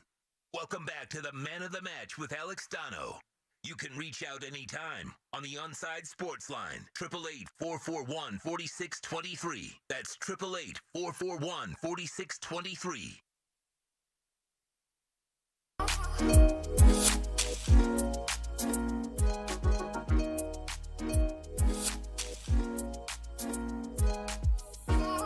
Congratulations are in order to Jim Larinaga and his undermanned Miami Hurricanes. Another win in the ACC tournament. How about that? What do they have, 7 players available this time? Canes take down Clemson 67-64 today. So another ACC tourney victory for the Canes. And wow, a texter writes in, I'm crying tears of joy for the Cinderella Canes who have battled through so much this season. I'm so happy for them, man. I'd be even happier if Barcelona could score a damn goal. So 1-1, 83rd minute, Barca and PSG. I am sitting pretty, though, with Liverpool. Liverpool with the 2-0 lead against RB Leipzig. with about 8 minutes left to play in that one. So it looks like a comfortable victory. I have Liverpool on the money line. I've got Barca on the money line. And Man City did pound Southampton today, 5-2 in Premier League. I had Man City -1.5. So at worst, I'm going to go 2-1 on my soccer bets today. We are endeavoring to track down George Richards from Florida Hockey Now. We're going to be hopefully getting him on the phone here in short order. You know, speaking of the Canes, we'll shift from Canes basketball to Canes football. I don't want to hear any Manny Diaz slander until we're actually into the season. Is that possible? Like, people who have made it a hobby to rip Manny, I can't forgive a guy who lost to FIU. I can't forgive a guy whose defense gave up, 554 rushing yards against UNC. We can't win with Manny. Let it breathe, bros. Let it breathe until we're at least a few games into the regular season, because obviously you could have the greatest coaching performance ever week 1 and you're not beating Alabama. So let it breathe for a few games into the regular season, because I will not tolerate between now and, let's say, late September, I will not tolerate any further Manny Diaz slander, because once again, this guy is addressing the issues. He's pushing the right buttons. I know that people are a little bit suspicious about the idea of your head coach also being your defensive coordinator calling plays, but Blake Baker is gone. That's what we all wanted. We all remember how much better the defense was when Diaz was calling plays under Mark Richt, how much more aggressive they were, how much more they blitz. I think that's going to be a big difference coming into this year. They didn't blitz nearly as much with Blake Baker. I think they're going to be blitzing the heads off of opposing teams with Diaz calling the plays again. So I think we have that in store for us, okay? And you continue to get important players through the transfer portal, right? A couple months back, it was DeAndre Johnson, the defensive end from Tennessee, who's really going to be important, okay, because you lost Jalen Phillips and Quincy Roche, and obviously Greg Russo is not coming back. He's headed to the NFL. So, and Russo hasn't played since 2019, but you lost your 2 pass rushers from 2020. So I think you have some talent there. I think Jafari Harvey could be really good. It sounds like Zach McLeod, who's now like 30 because he's been around the program forever. He's going to be actually moving to edge rusher, so he may be in for a little bit of a position change next year. But to have a guy like DeAndre Johnson is going to be important. And Miami keeps benefiting from the chaos in Tennessee, because the Canes yesterday, they land 4-star commit, who I guess he's technically a transfer because he had signed his national letter of intent with Tennessee before the coaching change. He decommits from Tennessee, and he winds up in Miami. So welcome Cody Brown to the U. This was the 10th ranked running back in the class of 2021, a 4-star commit that Manny Diaz adds to his coffers in recruiting. And the result of this, my friends, again, you can say what you want to about everything that went wrong in 2019 and everything that went wrong in 2020. I look at what Miami's going to have at the running back position this coming year. Now, I know it's not Portis, McGahee, Davenport, and who am I missing there? Frank Gore, all in the same backfield. No, it's not 2001 again. But I look at Miami's running back rotation this coming year. Don Chaney, who I'd argue is the best of the bunch. Jalen Knighton, the Rooster. Cameron Harris is back. You bring in Thad Franklin and now Cody Brown. Deepest position group at the U. Running back U.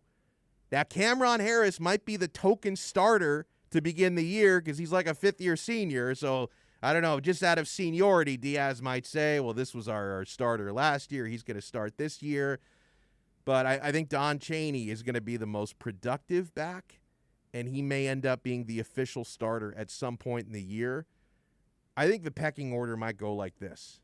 Chaney, Knighton, who's a burner, the Rooster, Harris, and then we'll probably see just a little dabble of the freshman guys, Franklin and Cody Brown.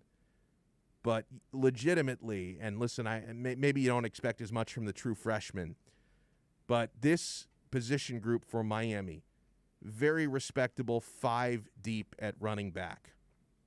Don't devalue that. you just have to hope the offensive line plays better because they need to step up their level from last year. The running game would have been better last year if the offensive line was a little bit more ferocious. But when it comes to the talent in that backfield, Harris, Chaney, Knighton, Thad Franklin, Cody Brown, I am absolutely loving the prospects of Miami's running game. I am absolutely loving it, okay? Oh, I think George Richards is going to be ready here in a moment. So we're going to talk with our pal George Richards from Florida Hockey Now in just a minute here. Florida Panthers got a really important victory against the Columbus Blue Jackets last night. Here's George Richards from Florida Hockey Now. Georgie, what do you say? How you doing, man? Hi, Donno. What's up, bud? Hi, George. You know, George, let me start with this on the Cats because you are my go-to expert for all things Sergei Bobrovsky because you covered him in Columbus and you've covered him in Florida. Is this narrative about Bob getting a little bit tired? Because the guy gets so much slander on my Twitter timeline. Sergei Bobrovsky played excellent yesterday against his former team, 38 saves in that victory. He's 9-2-2 on the season. Like, is this narrative about Bob, oh, he got his big contract and then he disappeared? He's proving that completely false this year, that narrative, right? Well, I mean, he is right this second, yeah, and I think that's why, Sergei gets so much hate from everybody is because of the contract. And, when you sign the biggest contract in franchise history, you can't just ignore that. So right. I get it. But listen, he wasn't – there were times last season where he was excellent. I think there was like a 6 or 7 game run last year where he was completely untouchable. Then he got hurt. And he started to falter and his numbers never recovered. But he was excellent last night. He's been very good the last 5 or 6 starts. And listen, I mean, when you look at what the Panthers have between Sergei Bobrovsky and Chris Drieger, I mean, they've got a fantastic 1-2 punch in goal. And in a 56-game schedule where, this thing is a sprint, we are almost to the halfway point of the season. Man, they need both those guys playing good, and right now they are. Absolutely. Another guy who's impressed me so much this year is Aaron Ekblad. I mean, years ago when he was drafted, 18 years old, I thought he had a really awesome rookie year. Then maybe there were a couple of years where you thought, oh, maybe he's good but not elite. He's been elite this year, George. Might he be the most improved player on the Panthers this year? If not, who would you put in that category? I think it's Aaron Ekblad. I mean, he is just taken his game to another level. In talking with him, we've asked him about, what he did in the off season. And the one thing, he had a lot of time off because, they had, 2 months before the restart and then they had another 4 months and he worked on his skating. And I think he is much faster than he was. He's always in position. He's not making the kinds of mistakes that kind of derailed his game in the past, and even when he does, he gets over them. He quickly forgets them. I think that the problem was in the past was he would make a mistake and then not let it go and compound it. So when he makes one now, which is rare, you don't see him make another one. So I think between that and getting power play time, which he didn't get in the past, has really kept him engaged, kept him in the game. And you look at the numbers that he's putting up, a lot of those numbers are being put up on the power play. So he's playing with confidence. He's in every play for the Panthers, and his skating is much improved. And, his game, again, has taken another step. This town, especially the people who aren't like hardcore hockey fans, but they want to be able to celebrate a winning team. A lot of people kind of have PTSD with the Panthers where they've seen them have, good starts and some winning streaks and maybe get their hopes up only to ultimately be let down. This team is off to a 16-5-4 start. They're in a really competitive division because Tampa Bay and Carolina are both really good. And the Panthers are only, 2 points behind Tampa, 1 point behind Carolina at this moment. And they've struggled against Carolina. We saw what they can do, though, against Tampa Bay where they took 2 out of 3. George, to me, with the playmakers we see stepping up, and I think they're in a really good spot at goalie because with Bob looking a lot better and Drieger being as good as he has been and the toughness is up, to me, and I know it's still early, but I am buying what the Panthers are selling. Like, do you have reason to believe, and you've been covering hockey a lot longer than I have, so I want to ask you, do you have reason to believe that what the Panthers are doing to start this season is sustainable, where sometimes they've had good starts and it's not?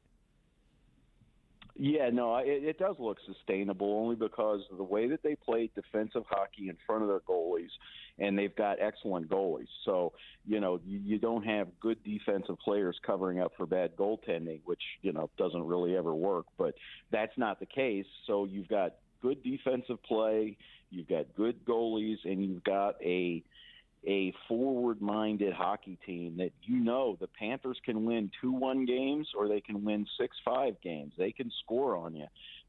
They've got just hearing other people talk about the Panthers. When you go into other places, and, the Panthers are going to Nashville, and you hear other people talk about this team, and it's like people look at this team and like, man, how do you keep this team down when you've got the Barkov, Huberdeau, Verhaeghe, then you got Patrick Hornquist, and you've got Radko Gudas knocking people out in the back end. I love him so much. Yeah, the Panthers have the firepower up front, and they've got toughness in the back, and they're like a weird mullet. They've got a little bit of everything going on right now. George, every couple of years, like I see, really like passionate columns being written, and I don't necessarily know the perspectives of the people writing it. Sometimes they're hockey fans, sometimes they're not, but people who like call for fighting to be completely abolished by the NHL. Maybe I'm just old school about this, but I see the sort of the purpose that fighting has in that league, and I think it seems like it's pretty well in control, at least in the years I've followed hockey. Are you one of those who thinks that at some point fighting in the game should be abolished, or do you think it's important and essential to the game? Well, I think if you eliminate the cheap shots and guys going headhunting, then you wouldn't need fighting, because I think right now that's really the only time you see fights is when somebody feels like they've got to protect their other players. I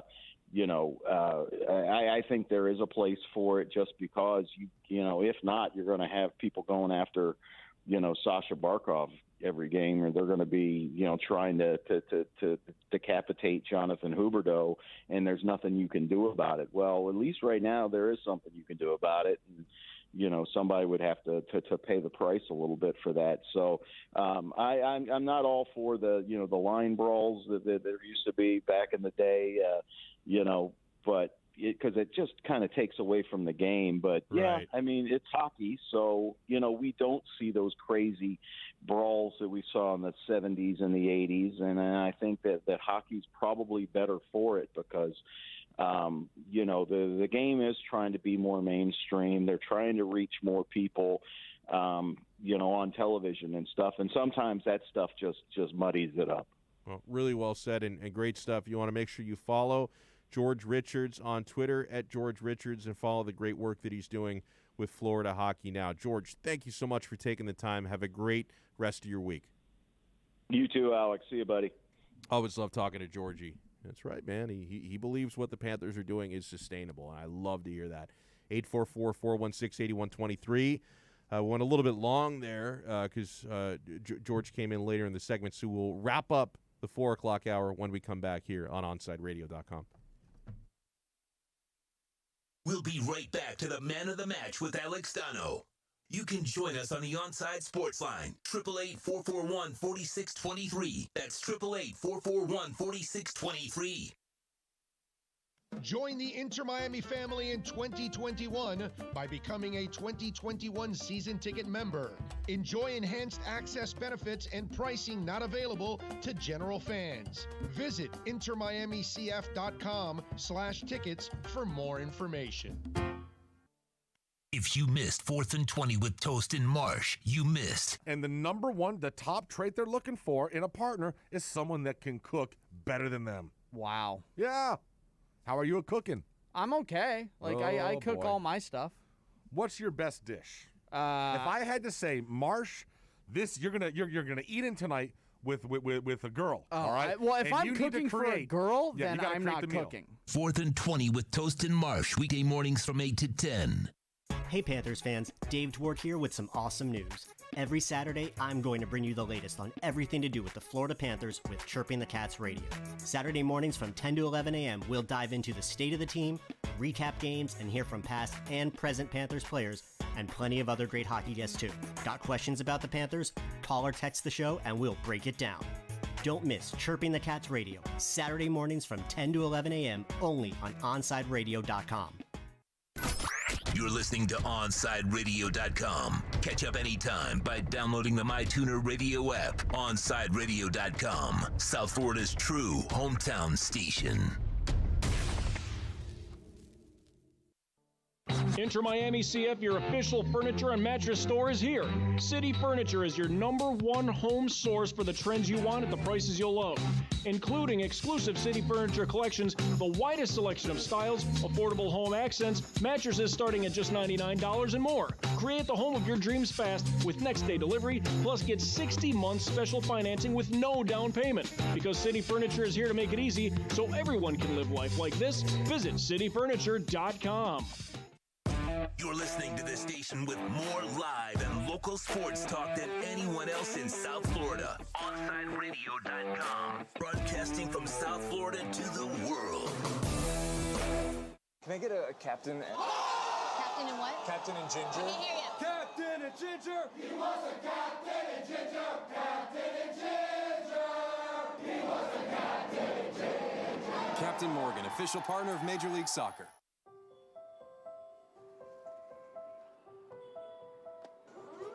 We live in challenging times, and we understand you have questions about how you're going to take care of your family and yourself. Well, you can trust the Publix is doing everything possible to help. Our stores continue to be open. We're busy restocking as quickly as we can. But please remember to think of others as you shop for the week ahead. This will give your friends and neighbors the opportunity to get what they need as well. Our supply chains are strong, deliveries are being made throughout the day, and our associates are here every step of the way. It's not always going to be perfect, but together we'll make it through this. So let's be safe. Let's be calm. Let's be kind. Visit Publix.com for all the latest information. Welcome back to the Man of the Match with Alex Donno. You can reach out anytime on the Onside Sports Line, 888-441-4623. That's 888-441-4623.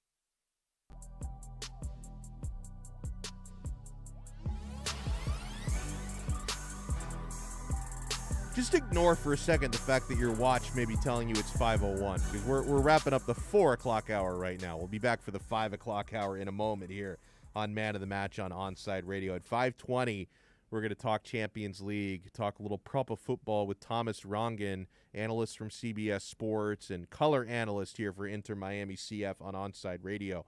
So the finals from today, Liverpool, a comfortable 2-0 home against RB Leipzig, and they waltz into the quarterfinals 4-0 on aggregate. PSG and Barca tie in the second leg, a 1-1 draw, and Barca humiliation, 5-2. PSG wins on aggregate because they had a dominant 4-1 in Barca in the first leg. So PSG advancing, Barcelona will be going home, and Messi will be calling his agent to get him the hell out of Barcelona, which will probably happen this summer when he's a free agent. All right, so we'll get the 5 o'clock hour going when we come back.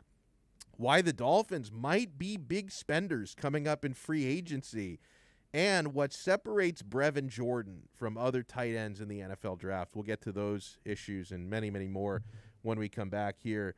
Hey, Miami Dolphins fans can always count on the best coverage at OnsideRadio.com. Every week, keep up with your favorite team as Dolphins writer Omar Kelly joins us with exclusive reports and when news breaks. Catch the EJDconstruction.com Miami Dolphins report on the home for Dolphins fans everywhere, OnsideRadio.com. We'll be right back to the Man of the Match with Alex Donno. You can join us on the Onside Sports Line, 888-441-4623. That's 888-441-4623. Hey everybody, it's Good Greek Moving and Storage, and for over 2 decades, they've been entrusted to handle all of your moving and storage needs. And now, Good Greek is the official mover of Inter Miami CF. And if Inter Miami trusts the Good Greek, you should too. For the best move ever, whether it's across town or across the country, go to GreekMoving.com. That's GreekMoving.com for Good Greek Moving and Storage, the official movers of your Inter Miami CF. Miami Dolphins fans can always count on the best coverage at OnsideRadio.com. Every week, keep up with your favorite team as Dolphins writer Omar Kelly joins us with exclusive reports. And when news breaks, catch the EJDConstruction.com Miami Dolphins report on the home for Dolphins fans everywhere, OnsideRadio.com.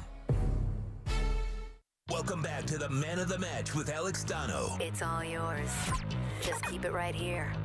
You can reach out anytime on the Onside Sports Line, 888-441-4623. That's 888-441-4623. Yeah, 5 o'clock hour here on Man of the Match on Onside Radio. You know, the sun has come out. It's the magic of South Florida weather. You're in other cities, and when it rains, it's raining all day, right? You know, like my sister used to live in Pittsburgh. She's not a bad town. It's kind of like Pittsburgh is an under-the-radar good town. Like, people who haven't been to Pittsburgh probably assume, outside of, like, the sports teams being kind of exciting is, like, the Penguins and the Steelers, the Pirates. I don't even know. Are the Pirates any good these days, Aguirre? Are the Pirates relevant? No, they're actually predicted to be, like, the worst team in baseball. Them and, like, the Tigers. Oh, there you go. So, Yeah. so the Pirates are not a player right now. But, like, people think of Pittsburgh as being, like, it's a sports town. They got steel factories there. There's, like, workmen there. There's, like, blue-collar type of people. Pittsburgh is actually a really good – like, aside from the fact that the weather sucks, like, 9 months out of the year, they got good restaurants, a good foodie town. They got some nice areas to hang out in. Once the pandemic is officially over, I'm sure it's going to be lit in Pittsburgh. Like, the last time I was in Pittsburgh a few years ago, my sister doesn't live there anymore, so I really have no reason to visit. But the last time I was there, I happened to be there during St. Patrick's Day weekend, which is coming up. And I came to find out, did not know this, Pittsburgh, PA has the second largest St. Patty's Day parade in the country. I want to say either I think Chicago has the number 1 largest St. Patty's Day parade. Pittsburgh has the number 2, or at least they did. There probably wasn't much of one last year. But, they got the number 2 largest St. Patty's Day parade in the country. I would have thought it would have been like Boston, because everybody there is Irish, all these, like, Sullys out there. Hey, Sully! If you yell, hey, Sully, into a crowd in Boston, 50 people are turning their heads. I would have thought that would have been the place where they have these large St. Patty's Day parade. But Pittsburgh, man. And I ended up, like, kind of entering the parade, like, by mistake, because at the time, I didn't even know it was St. Patty's Day weekend, because St. Patrick's Day is always on the 17th of March. And so that could fall on a Monday, a Wednesday, whatever. Now, I live in Miami. And in Miami, people do not care what night of the week it is. They will party, right? Like, Alex, you can back me up on this. If it's Cinco de Mayo in Miami and it's on a Monday night, that's not going to stop people from debaucherous drinking, right? It's just the way we do it in Miami. Like, you don't care what night of the week it is, you'll party. Yeah, no, like, right? It's a requirement. Like, for Cinco de Mayo specifically, like, if it lands even on a Sunday, it doesn't matter. Doesn't matter. Halloween doesn't matter. Like, even if it's on a Wednesday, doesn't matter. People will still go out and dress up and still party and everything. Like, Miami's just a different animal in terms of not giving a crap when to go out, and it's clearly seen during the pandemic that, like, some places. Oh, for sure. There's idiots out there, no question about it. But so my point is, like, I'm used to the Miami thing where because March 17th is always St. Patrick's Day. And if that's on a Monday or a Tuesday, everyone pretends they're Irish and they get pissed drunk, right? Cinco de Mayo, we're all Mexican. We get pissed drunk no matter what night of the week it is. The way that they do it in, like, towns where the people are responsible, right, is when you have St. Patty's Day coming up, they always do their St. Patrick's Day parade on the closest Saturday to the day. So that was what threw me off because I think this year, like, St. Patrick's Day was on a Monday, yet they held their St. Patty's Day parade on a Saturday, even though it was 2 days later, because, they thought, hey, if everyone in Pittsburgh is going to get completely drunk and shameless, then we might as well at least do it, like, not on a work night and a school night on a Saturday. So I had no idea. When I was there on the Saturday before St. Patty's Day a few years back, I did not realize this is going to be full-on debauchery because I thought, no, that's going to happen, 2 days from now. But no, places where responsible people live, not Miami, if there's like a drinking holiday, and the two biggest ones are Cinco and St. Patty's Day, they will actually be somewhat responsible and party on the closest Saturday to that holiday. We're in Miami, March 17th. We don't care if it's a Monday, Sunday, Wednesday. We're going to party that night, but they do it differently in other places. We're just way tougher than them when it comes to our drinking.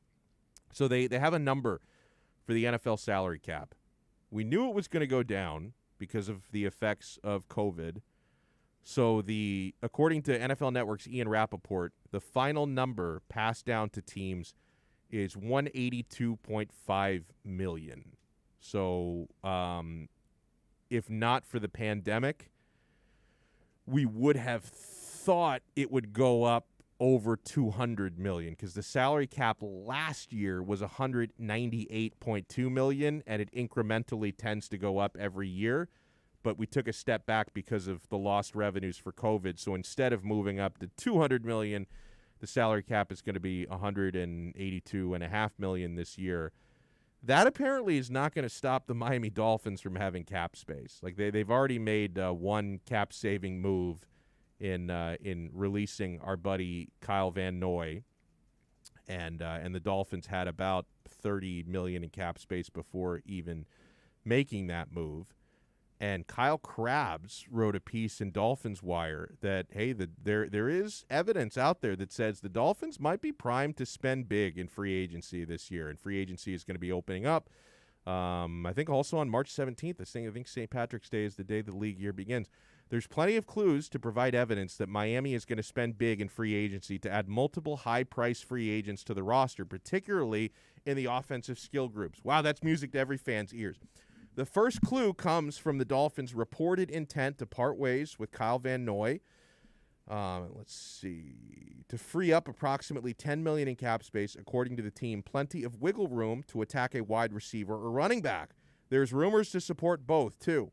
We've seen reports over the course of the last few weeks that there is mutual interest between Packers running back Aaron Jones and the Miami Dolphins, and we just caught wind last night that Miami may very well be in the running for Lions wide receiver Kenny Golladay, too. Wow.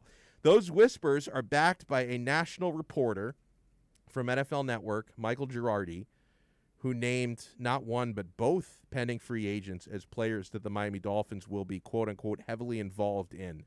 This isn't to say the Dolphins are a lock to sign both or even intend to sign both, but one at minimum feels like a likely outcome for the team if the team fully commits themselves to onboarding a high-price free agent. And signing both should not be considered out of the question for the Dolphins, too. Adding both Jones and Golladay would serve as a massive chunk of the Dolphins' current cap space, so look for another potential move in the coming days from the Dolphins to clear even more wiggle room against the cap if the Dolphins have eyes for both players. And, of course, we hear names like Jakeem Grant or Albert Wilson as being potential cap casualties coming up. What we can tell from afar is the league insider whispers and Miami's own posturing seem to suggest the team will have a very busy week next week bidding on top-flight offensive weaponry. You know what all of this means is you're going to start seeing hearing debates among Dolphin fans of people trying to tell Stephen Ross how to spend his money. Now, Miami has made mistakes in flashy free agent signings before. Mike Wallace, that didn't work out for the Dolphins. I think you can debate whether or not Ndamukong Suh worked out. I don't think he had quite the impact they were expecting when it came to paying him quarterback money, and the Dolphins didn't win anything while Ndamukong Suh was here, so you can call it a failure. Some might call it a success because he was good when he was down here. He didn't live up to the expectation. Like normally when Stephen Ross has thrown mega money at free agents, it doesn't end up working out. Now, couple things to consider here. past failure is not necessarily a predictor for future failure or success, right? I don't know if it's fair to say that, hey, you shouldn't spend on Kenny Golladay because you regretted spending on Mike Wallace like a decade ago. I don't know if that's really a fair assessment to make. The other thing I remember here, why I would be in favor of making one, if not both of these moves, is, first of all, still, I trust this version of the Miami Dolphins to make the right decision when I did not trust previous versions, right? I trust the Chris Grier, Brian Flores brain trust more than I trusted the Mike Tannenbaum brain trust, more than I trusted the Jeff Ireland, Joe Philbin brain trust, and so on, right?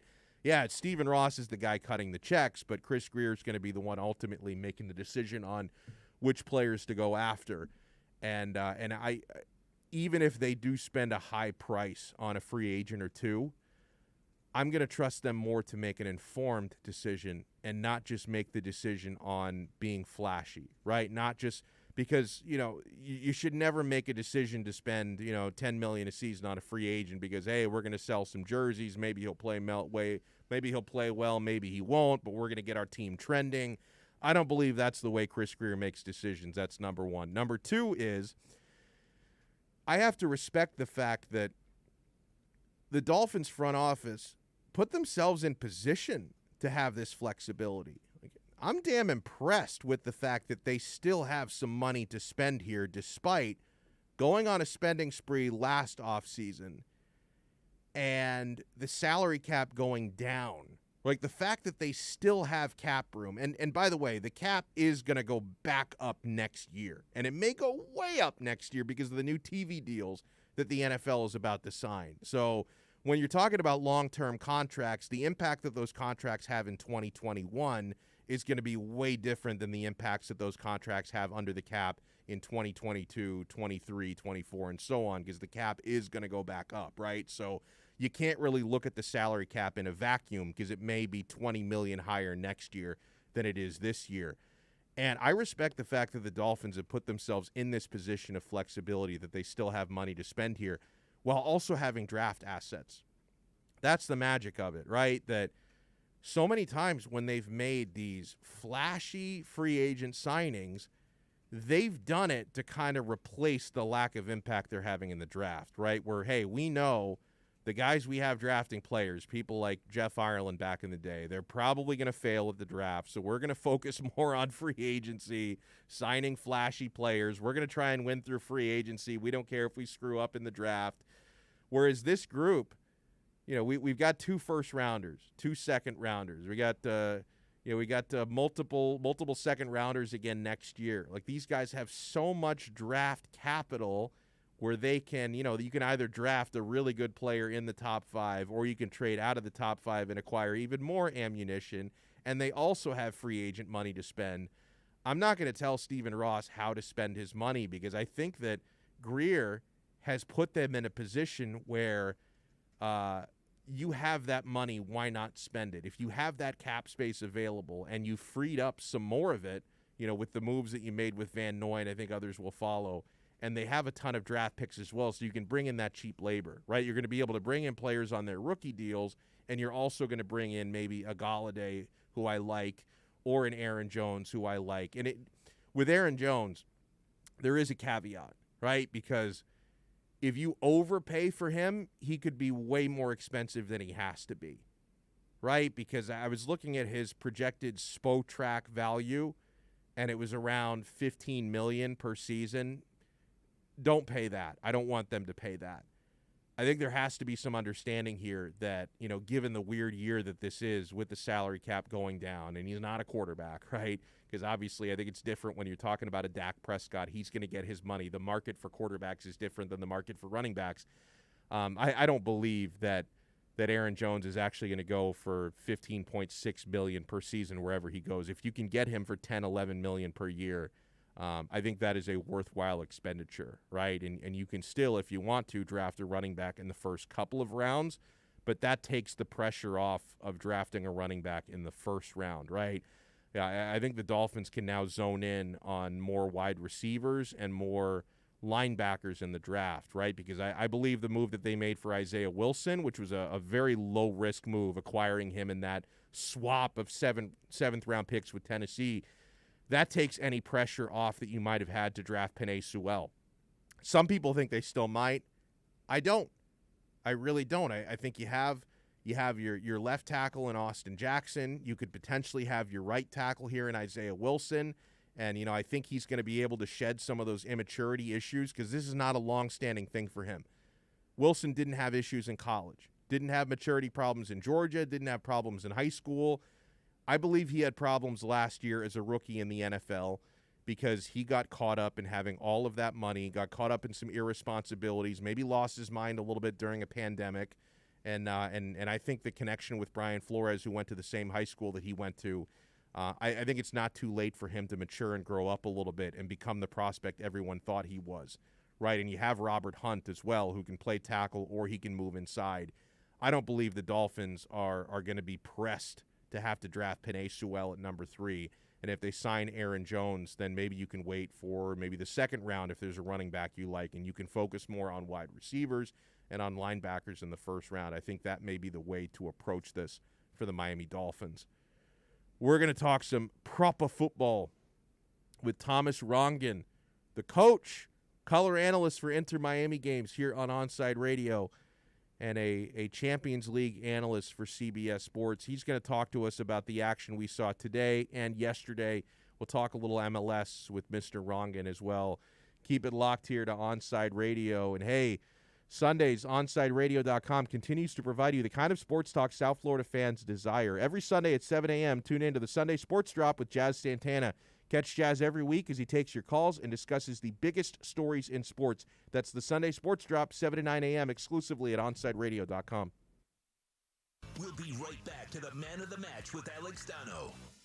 You can join us on the Onside Sports Line, 888-441-4623. That's 888-441-4623.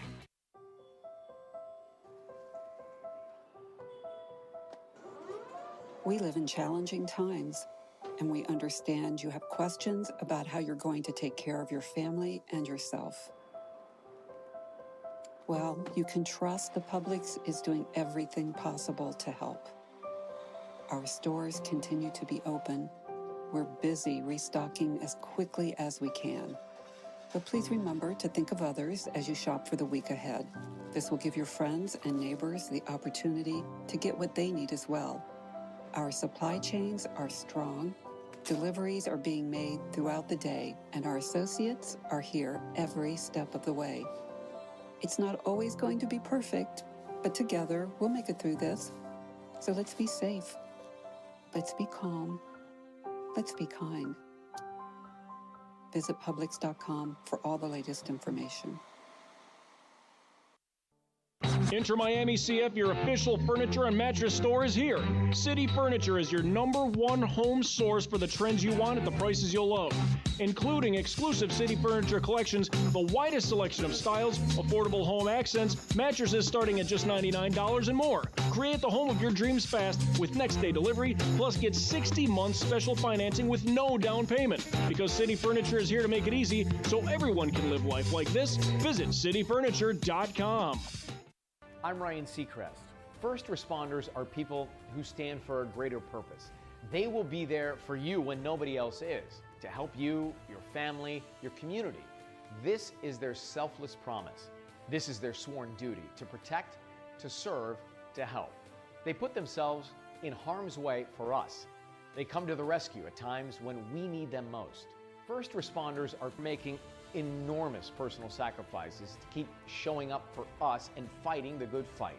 Nearly 70% of all firefighters are volunteers. That means when they get injured or quarantined, they may not have a way to pay their rent or keep their family safe and fed. No matter who you are or where you live, when you call 911 and ask for help, first responders show up. Now, let's show up for the people who show up for us every day and every night. Go to firstrcf.org and make a difference today. You're listening to the station with more live and local sports talk than anyone else in South Florida. OnSideRadio.com. Broadcasting from South Florida to the world. You're listening to OnSideRadio.com. Catch up anytime by downloading the MyTuner Radio app. OnSideRadio.com. South Florida's true hometown station. Welcome back to the Man of the Match with Alex Donno. Check this out. You can reach out anytime on the Onside Sports Line, 888-441-4623. That's 888-441-4623.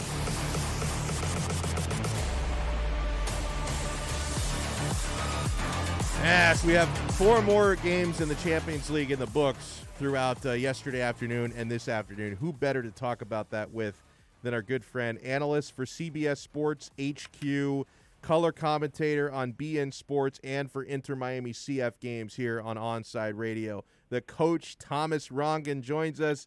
Thomas, how's your week treating you so far? How are you? Awesome, Donno. How's yours? My partner in crime. Can't wait till the MLS season starts. Absolutely. Hey, by the way, have you been learning French, Coach? Because we're gonna have CF Montreal, formerly the Impact, will be playing some games here as well. Oui. I hope you're ready to speak some French around here. Oui. And I've just become a season ticket holder, so I'm gonna watch like 80 games in that stadium this year. That's true. There's gonna be a lot of soccer played here. I'm really excited for that. And it's funny because I happen to have a couple of friends of mine who live in Montreal, and they're Impact fans or CF Montreal fans, whatever we call them now, and they're pretty jealous when they saw the news that their team's going to be playing down here in our stadium. So that's going to be a lot of fun. Coach, I have a smile on my face after watching Juventus eliminated again in Champions League, and I want to have a serious conversation on this, Coach, because 3 summers ago, Juventus spent big on Cristiano Ronaldo, and obviously there is a huge benefit there for branding. I know that Juventus wanted to become more of a powerful worldwide brand. It's why they thought, hey, $100 million transfer fee and $60 million gross per season in wages to Ronaldo is worthwhile. They sold a ton of shirts. Back when people could actually go to games in person in Italy, they were selling a ton of tickets, and it was good for business. But from a football standpoint, Coach, the reason why, footballing-wise, why Juventus went out and got Ronaldo was they wanted him to be the difference in Champions League. I mean, all the Champions League he won, previously in his career, because they were winning domestic titles. They had won 7 consecutive domestic titles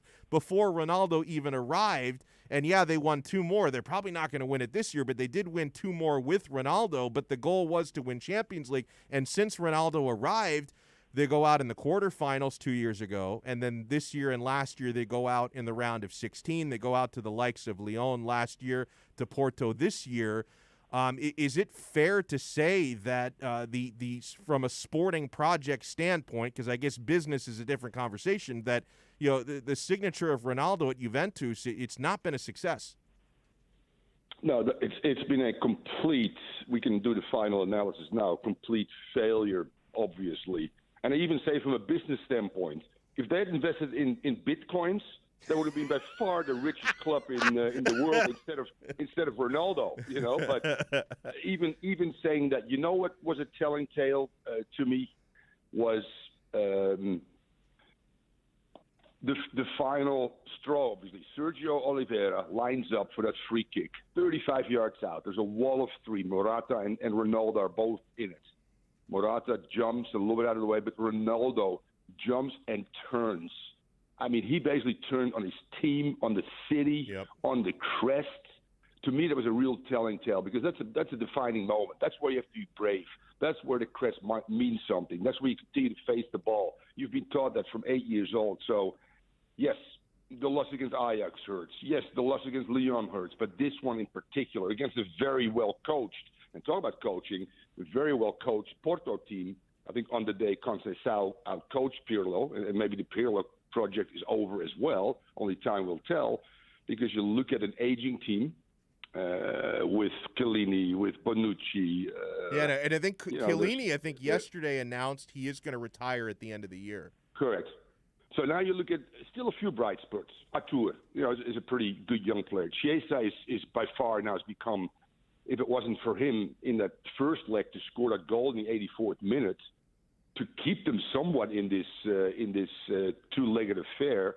But then for Ronaldo, not only that particular moment, but throughout that game, in both games, by the way, non-existent, no urgency, and no real drive or motivation, I think, at the end of the day. And that was real disappointing. And yes, the final analysis is very simple. A failed project, 100%. And yes, he's got a year left, but you gotta move on, I think, this summer. Yeah, and shed Ronaldo. And shed his wages, coach, is the big thing, because I do have some very good friends who support Juventus, and they're very much on board with the idea that they would like to move on from Ronaldo at the end of the season, and the primary reason for that is his wage bill is so high. And listen, there are big clubs and there are mega clubs. Juventus is a big club. Real Madrid is a mega club. So when he was at Real Madrid, they could afford to pay him those astronomical wages and also have the best midfield in world football and have an incredible team around him. But I look at the situation in Juventus, which again is a very big club, but Ronaldo, his wages being so astronomical, you have to wonder how, him making about 60 million euros gross per season, how much that's taken away from the rest of the budget, because their midfield is pretty piss poor at Juventus. I know they have big names at striker, and they've got a couple of the best center backs in the world over the last couple of years. I mean, Chiellini is past his prime, but still excellent. Their goalkeeper is excellent, but the midfield is poor. So I have to wonder how much better the rest of that team could be if they didn't have so many wages tied to one player. Yeah, absolutely. With those wages, you can bring in three difference makers, one in the defensive line, one in your midfield, and one in your forward line, and make this team overnight a lot better. Because you got Matthijs de Ligt still. We talked about Chiesa. We talked about even Weston McKennie, but it's very telling that a Juventus, although Weston McKennie didn't start, but started most of the games, that Aaron Ramsey and Weston McKennie are in the starting 11 of Juve. Right. In all due respect towards Aaron Ramsey and towards Weston McKennie. And the reason is because those players are affordable under their budget constraints due to one player. Yeah, you're right. It's time to move on. And by the way, Serie A, let's face it, Lazio's done. Atalanta still has a shot at Real Madrid, but you could look at a quarterfinals without a Serie A team involved. When did that ever happen? Yeah, it's kind of unfortunate because on the one hand, on a personal level, I can never root for a team like Juventus, but then and actually I do have a soft spot for Lazio, and even though I'm not a fan of Gasperini because I think the guy's a d-bag, but I do respect his football and I respect Atalanta, so I would love to see Atalanta get through. I would love that. Too. Yeah, I think that'd be good. Unfortunately, Lazio, their goose is cooked. They're not getting through. And speaking of gooses that were cooked, so Barca and PSG had a 1-1 draw today, but this game, coach, was a formality because Barca was down 4-1 on aggregate, and that was 4 away goals that they gave up to PSG in the first leg. So they were really only playing for their dignity and for their pride today. What did you make of the matchup this afternoon between Barca and PSG? And is the clock ticking on Messi's time at Barca?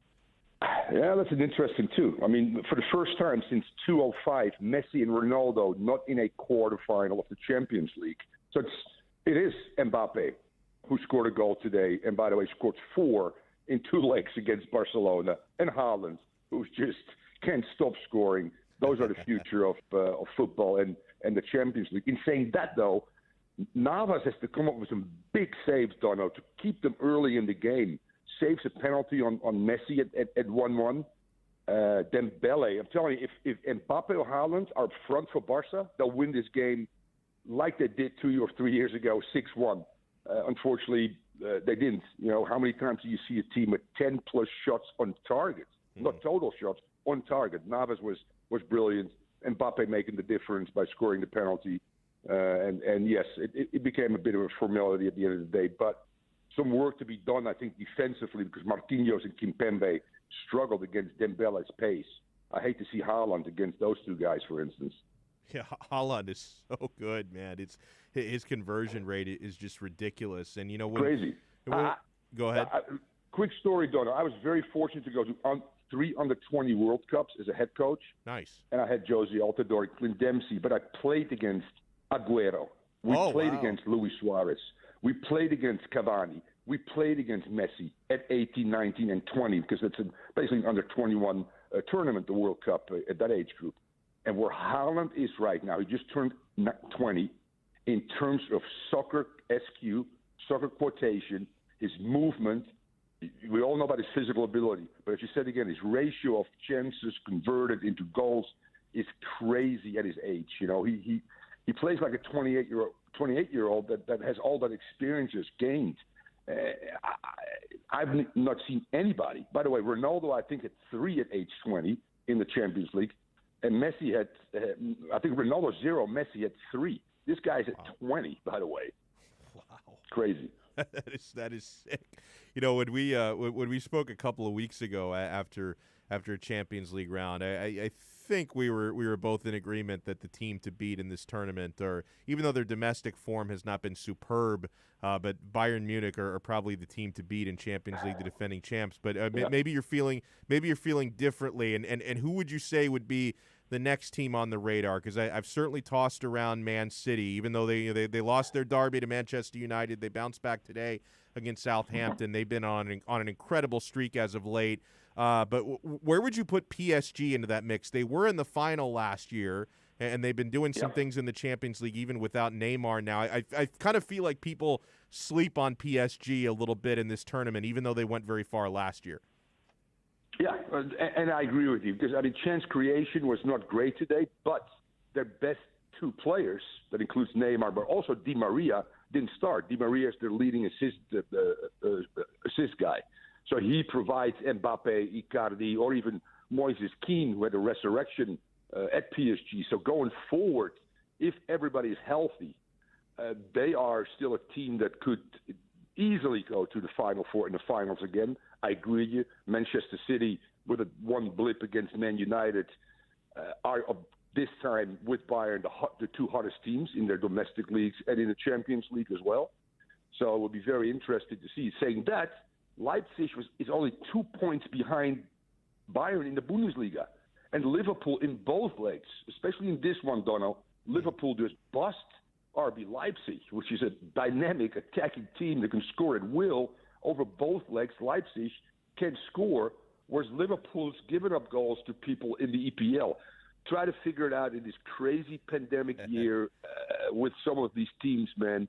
Can Real Madrid keep the 0 and go to the finals? If Ramos comes back, potentially they could. They have all the horses. Benzema's back and the experience.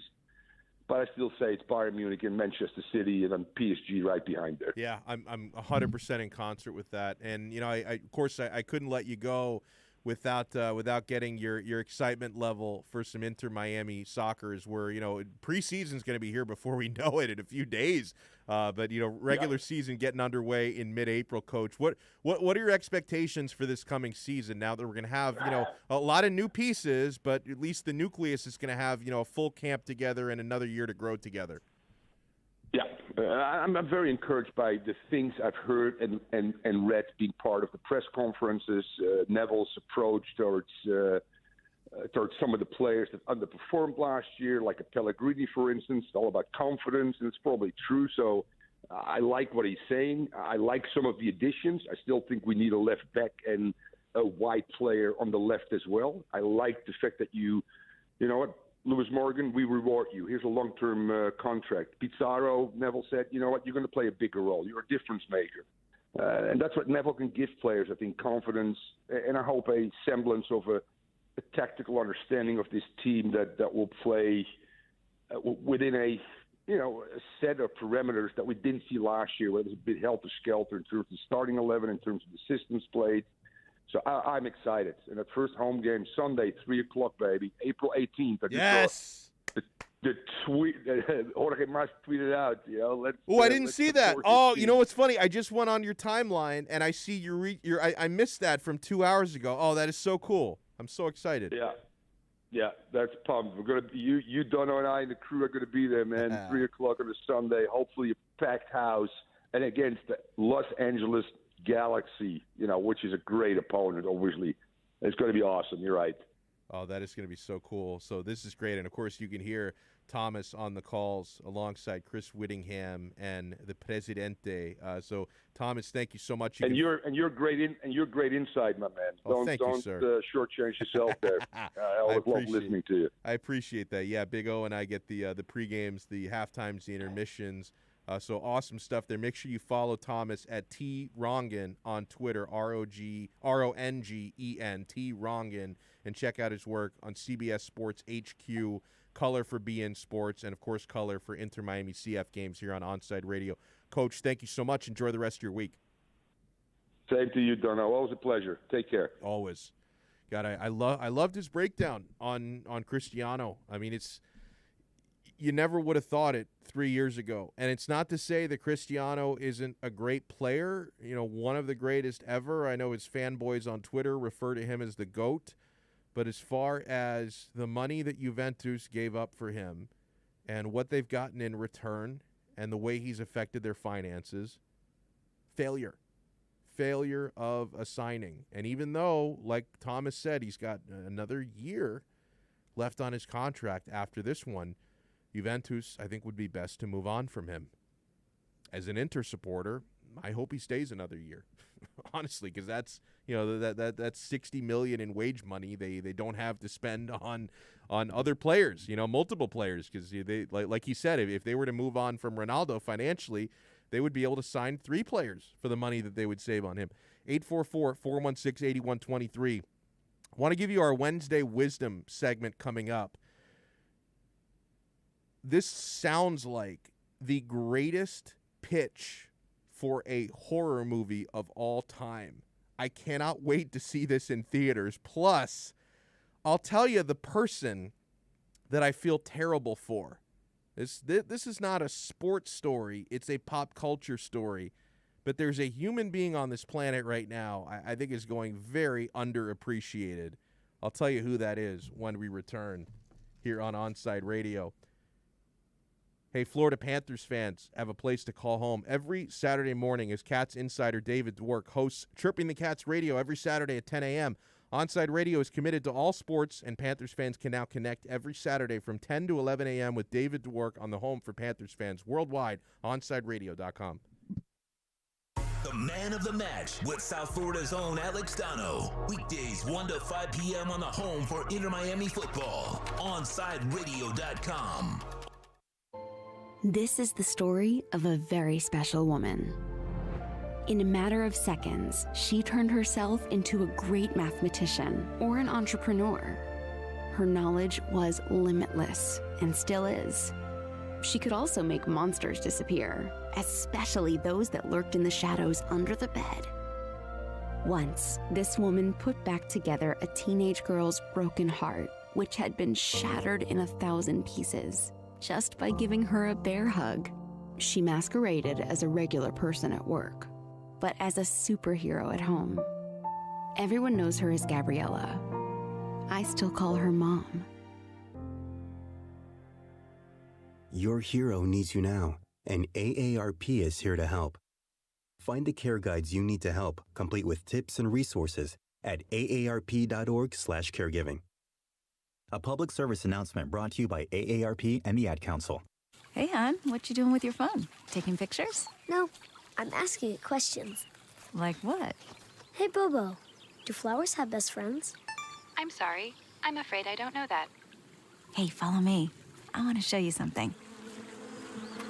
Look, flowers do have best friends. Whoa. Some answers can only be found in nature. Discover the unsearchable. Visit discovertheforest.org to find a trail near you. Brought to you by the United States Forest Service and the Ad Council. Get the brutal honesty every day with the Onside Zone with a Big O from 12 noon to 3 p.m. every weekday on your home for sports talk in South Florida. OnsideRadio.com. Look out, world, we're getting strong. The future's here and we belong. She can STEM, she can do more. Like build a rocket and watch it soar. Or clean the oceans and make the world a better place. Oh, she can STEM, so can you. Find a cure, invent something new. There's no challenge in the world that she can't face. She can STEM, Learn more at She Can STEM. A message brought to you by the Ad Council. You're listening to the only sports station in South Florida that likes to take your calls. 888-441-4623. We connect with a South Florida sports fan because we are South Florida. Locally owned and operated. 888-441-4623. OnSideRadio.com. South Florida's home for real sports talk. Keeping you informed in the world of sports.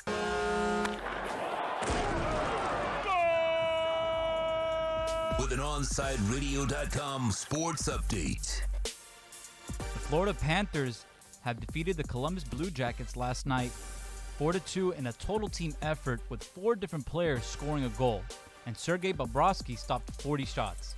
The win did not make a change in the standings, however, as Tampa Bay and Carolina won as well. The Panthers are back on the ice and look to sweep their 2-game series against Columbus tomorrow night. Puck drops at 7 p.m. In the MLB, the Texas Rangers will be the first team in the MLB that will allow 100% capacity to start the season. Globe Life Field will be open on April 5th to seat over 40,000 fans. Moving on to the MLS, they have released their schedules for the home openers, and it is set for Inter Miami to kick off their season against David Beckham's former team, the LA Galaxy, on Saturday, April 17th. The Miami Marlins take on the Houston Astros later in the afternoon at 6:05. Right-handed pitching prospect Jorge Guzman will be out for the remainder of spring training with right elbow inflammation and could miss the start of the minor league season as well. With your on-site sports update, I'm Alex Aguirre, and coming up next, it's more of Man of the Match with Alex Donno, and Game Night with Michael Christian is right after at 6 p.m. You're listening to the only locally owned sports station in South Florida, OnSiteRadio.com.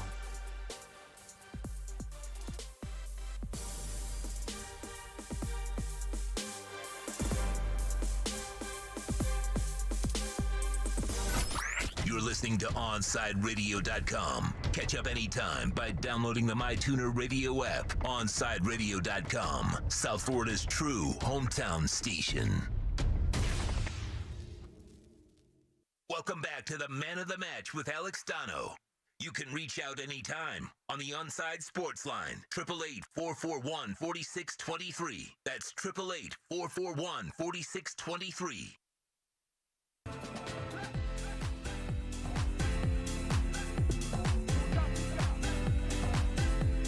Huge thanks again to Thomas Rongen, George Richards, Ruthie Polinsky, all for joining us today. You can text the show at 844-416-8123. How about this? Kenneth from Cleveland is live, he says, from the Boom Boom Room.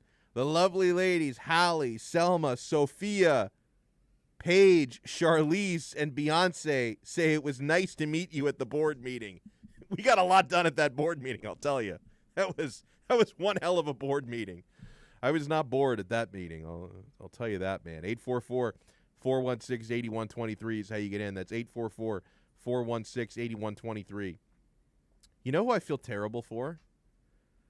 Lady Gaga's dog walker. You know why I feel so bad? Have you seen that story, Alex, the saga of Lady Gaga, her dogs getting kidnapped? And here's the thing that makes me feel so terrible. Like, every time, like, you see an update about this story, and the dogs, by the way, were returned safely. The 2 dogs, the French bulldogs that were kidnapped, have been returned. A woman returned them, and she's going to get, I think it was like a $150,000 reward. No, $500,000. A $500,000 reward. Now, the woman who returned the dogs has not yet received her reward. Gaga is going to pay it. But the reason why the woman has not received it yet is police want to make sure that it wasn't an inside job, that the woman who returned the dogs was not part of the group that stole them, right? Because that would be a great scam. You steal the dogs. You know Gaga's offering a $500,000 reward. You return the dogs yourselves, or, you know, I'm sure that woman wasn't at the scene of the crime, but maybe she could be a friend of theirs or in cahoots with the people who committed the crime. And then you get the big cash reward for doing it. So, and apparently police have no reason to believe this woman was involved. They just need to clear her first before Gaga pays off the reward. But I feel terrible for the dog walker. This dude takes 7 slugs to the chest. This guy took 7 freaking bullets. He got shot 7 times. He survived, thank goodness. But every time you see a story come out, a news article, Entertainment Weekly, TMZ, somebody's tweeting it about it, everybody was so worried about these French bulldogs. Like, no one mentions the fact that a human being was shot 7 times and nearly killed. Like, I feel so bad for this guy, right? Like, you happen to, because normally, and I understand why, because it's Lady Gaga's dogs, okay? But under normal circumstances, 2 dogs are kidnapped, dog walker shot 7 times in the chest. The headline would be, man shot 7 times, and then like the sub-headline would be, and 2 dogs were kidnapped. But since it's Lady Gaga's dogs, oh, Gaga's French bulldogs were kidnapped, and then you have to read like 4 paragraphs into the story to see, and a human being was shot 7 times in the chest. Like, I feel so bad for this guy. Like, he could have died and nobody would have cared. Nobody cares he got shot. Only I care. Only I care about Lady Gaga's dog walker. Ryan Fisher, who took 7 bullets trying to protect these dogs. I salute you, sir. It's maybe the best dog walker ever. If this were me, I would have just let them have the dogs. Like, don't shoot me, please. Now, and here's the weird update on this story. So police actually think that the kidnapping and the man getting shot, the dog napping and shooting, may have been a gang initiation. There have been similar crimes in the LA area recently, which would be weird. Like, if the people, maybe they didn't even know that those were Lady Gaga's dogs. This may well have been the MO in a gang case.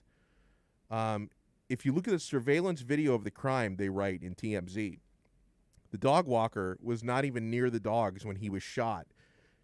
The dogs were to the other side of the dog nappers. They could easily have just put the dogs in the car and taken off, yet they choose to shoot him. That lends credence to the gang initiation theory. The good news, they write, the dogs were unharmed and safe, but the case is far from over. So they think that this might have been, this crime might have been a gang, and like it wasn't like a ransom, because everyone thought, oh, they're kidnapping Lady Gaga's dogs. This must be like they're holding them for ransom. Apparently, it might have been a gang initiation, which is pretty crazy. Don't join gangs, kids. That's my message for the day. This sounds like the greatest movie that will ever be made. Elizabeth Banks, who I really like, she's found her next directorial project with a bear-centric thriller that has Phil Lord and Chris Miller set to produce. Universal is behind this movie. You got to hear the title of this film. Cocaine Bear. Yes, sign me up for that. Cocaine Bear, which is based on an untitled spec written by Jimmy Warden, was inspired by events that took place in Kentucky in 1985.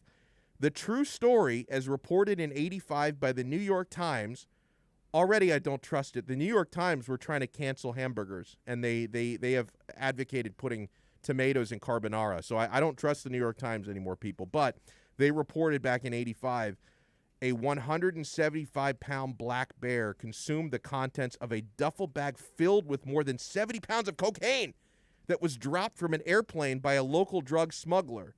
The bear was later found dead of an apparent overdose. So this bear ate 70 pounds of cocaine that dropped from an airplane. The exact plot details for the film, which is eyeing a summer shoot date, are being kept under wraps. But, bros, you title a film Cocaine Bear, everyone's going to go see it. Like, that's going to be a smash hit. Cocaine Bear. Here's my pitch for a movie, because this has me thinking. Weird drug stuff. I'm going to make a film called Florida Man. We're going to be doing bath salt. I mean, not literally, but the people in the film are going to be doing bath salts, eating faces. We're going to be getting drunk, wrestling with alligators. We're going to be like, randomly breaking into homes just to take a nap on the couch. We're going to be cutting people off in traffic. Florida Man. That is my pitch. I want this movie to get made. Someone, please, fund this project. Florida Man. That's my film. Cocaine Bear, though, sounds even better. All right, when we come back, we're going to get in our pal Michael Christian for some crosstalk. He hosts Game Night every night from 6 to 7 p.m. here on Onside Radio. Listen to the show that provides the smorgasbord that gamers love and sports fans desire. From breaking sports news to the latest in the gaming culture, catch Game Night with Michael Christian 6 to 7 p.m. exclusively at OnsideRadio.com. The man of the match with South Florida's own Alex Donno. Weekdays 1 to 5 p.m. on the home for Inter Miami football. OnsideRadio.com. Look out, world, we're getting strong. The future's here and we belong. She can STEM, she can do more. Like build a rocket and watch it soar. Or clean the oceans and make the world a better place. Oh, she can STEM, so can you. Find a cure, invent something new. There's no challenge in the world that she can't face. She can STEM. Learn more at She Can STEM. A message brought to you by the Ad Council. Ashiro's work is never done. You care for the house, the kids, and our future. We're so grateful for all you do. Now, it's time to care for yourself and save a little more for retirement. A free 3-minute online chat can give you the personalized tips you need to boost your retirement savings now. Visit aceyourretirement.org today. A public service announcement brought to you by AARP and the Ad Council. Parents, we know we can't protect our kids from everything. Eventually, they're going to bump their heads or scrape their knees. But we can protect them from 6 types of cancer. HPV, or human papillomavirus, is a common preventable virus that can cause cancer later in life. The HPV vaccine prevents human papillomavirus and all the cancers it can cause. The American Cancer Society recommends getting your sons and daughters the HPV vaccine starting at age 9 to protect them later in life. Join the Inter Miami family in 2021 by becoming a 2021 season ticket member. Enjoy enhanced access benefits and pricing not available to general fans. Visit intermiamicf.com/tickets for more information. You're listening to OnsideRadio.com. Catch up anytime by downloading the MyTuner Radio app. OnsideRadio.com, South Florida's true hometown station. You're listening to this station with more live and local sports talk than anyone else in South Florida. OnsideRadio.com, broadcasting from South Florida to the world. Welcome back to the Man of the Match with Alex Donno.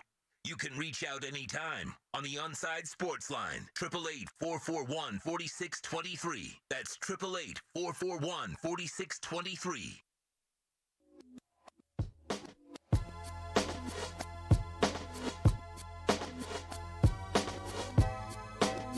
Yeah, welcome back into Man of the Match. Going to be wrapping it up here in a moment. Huge thanks to Alex Aguirre for doing tremendous work here. Tito Benach, same goes to Tito. Thomas Rongan for joining us today. Ruthie Polinsky, George Richards.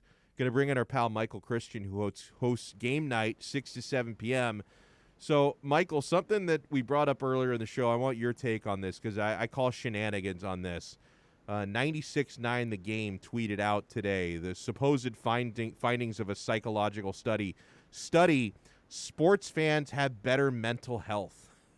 Seems a little crazy to me, Michael, because of sports, I am more paranoid because, for the teams that I root for, I assume the referees and the leagues are out to get me. I get really stressed and anxious when my games are going on. I get depressed when I lose a big game. I don't see any way, shape, or form that my mental health is improved because of sports. What about you? Oh, is he there? All right, I'll keep talking. No, wait, Alex. There we go. Hey, I can hear you. Sorry about that. I had it muted on mine. So here's worries. The thing. I actually agree with the article. Really? Yeah, Tell me why. So here's what I'm going to say. Sports fans get into this mindset, and you know this, and I feel like all of us do it all the time, where when you talk about the team, we always, like a lot of times you'll say we. So we'll be talking about the Heat or the Dolphins, right? In a lot of cases, as a fan, when you're talking about them, you say, oh, we had a great game yesterday, when really we had nothing to do with it. So you take those losses pretty hard, and you have to learn to overcome them. As a kid, I learned to become a better sport when it comes to like board games and not being a sore loser and all of that, because I grew up loving teams that lost so often that I just got used to it and learned how to deal with it. So I would say, maybe there is an argument that we're in a better mindset. That's interesting. So by that logic, like people from, say, Cleveland are probably like the most sane people in America because, aside from LeBron getting that one title there, all their teams win nothing. Like those are probably the most sane people out there. I think there has to be like a middle ground, right? Like Cleveland's the exact wrong direction, right? At least we have a couple Heat championships and some Marlins championships. Oh, man, no, that's very, very true. One thing I was thinking about today, and obviously this Myers Leonard story has been a huge bummer to cover, and like we all knew. So about 5 hours after the video and the audio leaked, he made his apology, which is, it's kind of ridiculous if he thinks we're going to believe that he didn't have any idea what that word meant, but it is what it is. Like I just knew though, Michael, that no matter what he said in the apology, people were going to rip the apology. I mean, he deserves certainly to be ripped for what he said. No matter what he said in the apology, he was going to get ripped for it. So my proposal would be, we need to stop, expecting people to make an apology a few hours after they do something terrible like he did.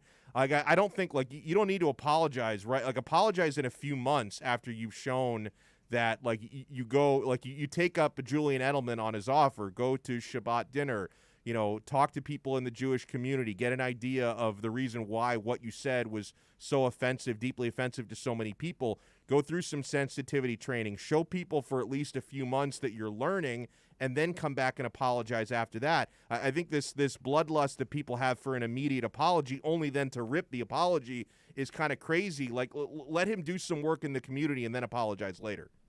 Yeah, to me, the apology, what sucked was the fact that it was written. I mean, I'd like to see the person's face. I'd like to see how they're feeling, because you can convey whatever emotion you want over words on a piece of paper, on a screen. I think it was Michael Rappaport who said, put out a video. And I'm not agreeing or disagreeing with what happened back in the bubble and him standing, but he made an entire reasoning for that. He gave us his reasoning for that. He said, this is why I do it. He got emotional about it. Give me something like that for this. Show me that you actually do feel remorse. Show me that you feel bad and you want to make changes. When it's just an apology on a screen, I mean, it means nothing. Yeah, no, very well said. What do you have planned for the show tonight? Oh, we're going to talk some sports in the first segment. The Dolphins officially let go of Kyle Van Noy, so we want to dive into that and some of the other stuff happening in the football world. But then we're diving straight into gaming and that kind of culture. So today is the 1-year anniversary for Call of Duty Warzone. So I'm going to try to do nothing but speak highly about the game. And then we're going to break down an anime that's kind of taking, Crunchyroll in the anime world by storm, called Jujutsu Kaisen, in the last segment on this wonderful Weeb Wednesday. Love it. Michael Christian coming up. Have a great show, man. Appreciate it. You have a good evening. Good stuff. So game night is coming up next. You're listening to the only locally owned sports station in South Florida, OnSideRadio.com.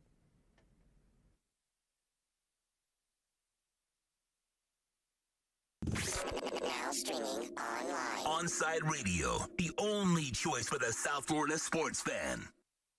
Welcome to OnSideRadio.com. Broadcasting from South Florida to the world. No station in South Florida provides more live and local sports talk. This is like rock and roll with no music. Follow us on social media at OnSide Radio. Hey, it's Big O. Air quality in your home or business is so important now, folks. That's why you've got to call M&S Air Conditioning. Let them install a high-efficiency polarized air filter in your AC unit that attracts, captures, and destroys biological contaminants to improve your air quality. M&S is always on call from 7:30 a.m. till 9 o'clock p.m. and, of course, emergency Sundays. Call for more info on high-efficiency air filters and their preventative maintenance plans. Visit M&S Air Conditioning at ac-florida.com. Hey, it's Big O for EJD Construction, your custom home builder, additions and home remodeling. Our lives have changed. We're making our homes more of an oasis. Call the right place. Call the right people. Eric at EJD Construction for over 16 years. A-rated member of Angie's List and the Better Business Bureau. 305-433-4843. That's 305-433-4843 for EJDConstruction.com.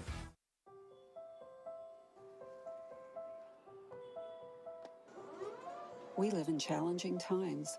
and we understand you have questions about how you're going to take care of your family and yourself. Well, you can trust the Publix is doing everything possible to help. Our stores continue to be open. We're busy restocking as quickly as we can. But please remember to think of others as you shop for the week ahead. This will give your friends and neighbors the opportunity to get what they need as well. Our supply chains are strong. Deliveries are being made throughout the day, and our associates are here every step of the way. It's not always going to be perfect, but together we'll make it through this. So let's be safe. Let's be calm. Let's be kind. Visit Publix.com for all the latest information. Listen to OnSideRadio.com anywhere by downloading the MyTuner Radio app in your app store. Or go to MyTunerRadio.com on your web browser. OnSideRadio.com. South Florida sports leader. Onside Radio presents Game Night with Michael Christian.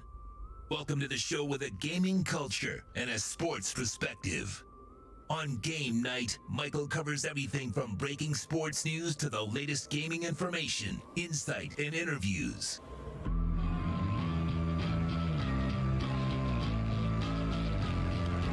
To reach out to Michael, dial 888-441-4623. That's 888-441-4623.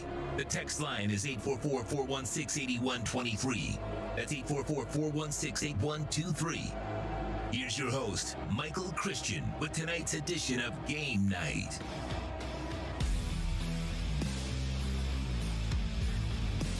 It's a Weeb Wednesday.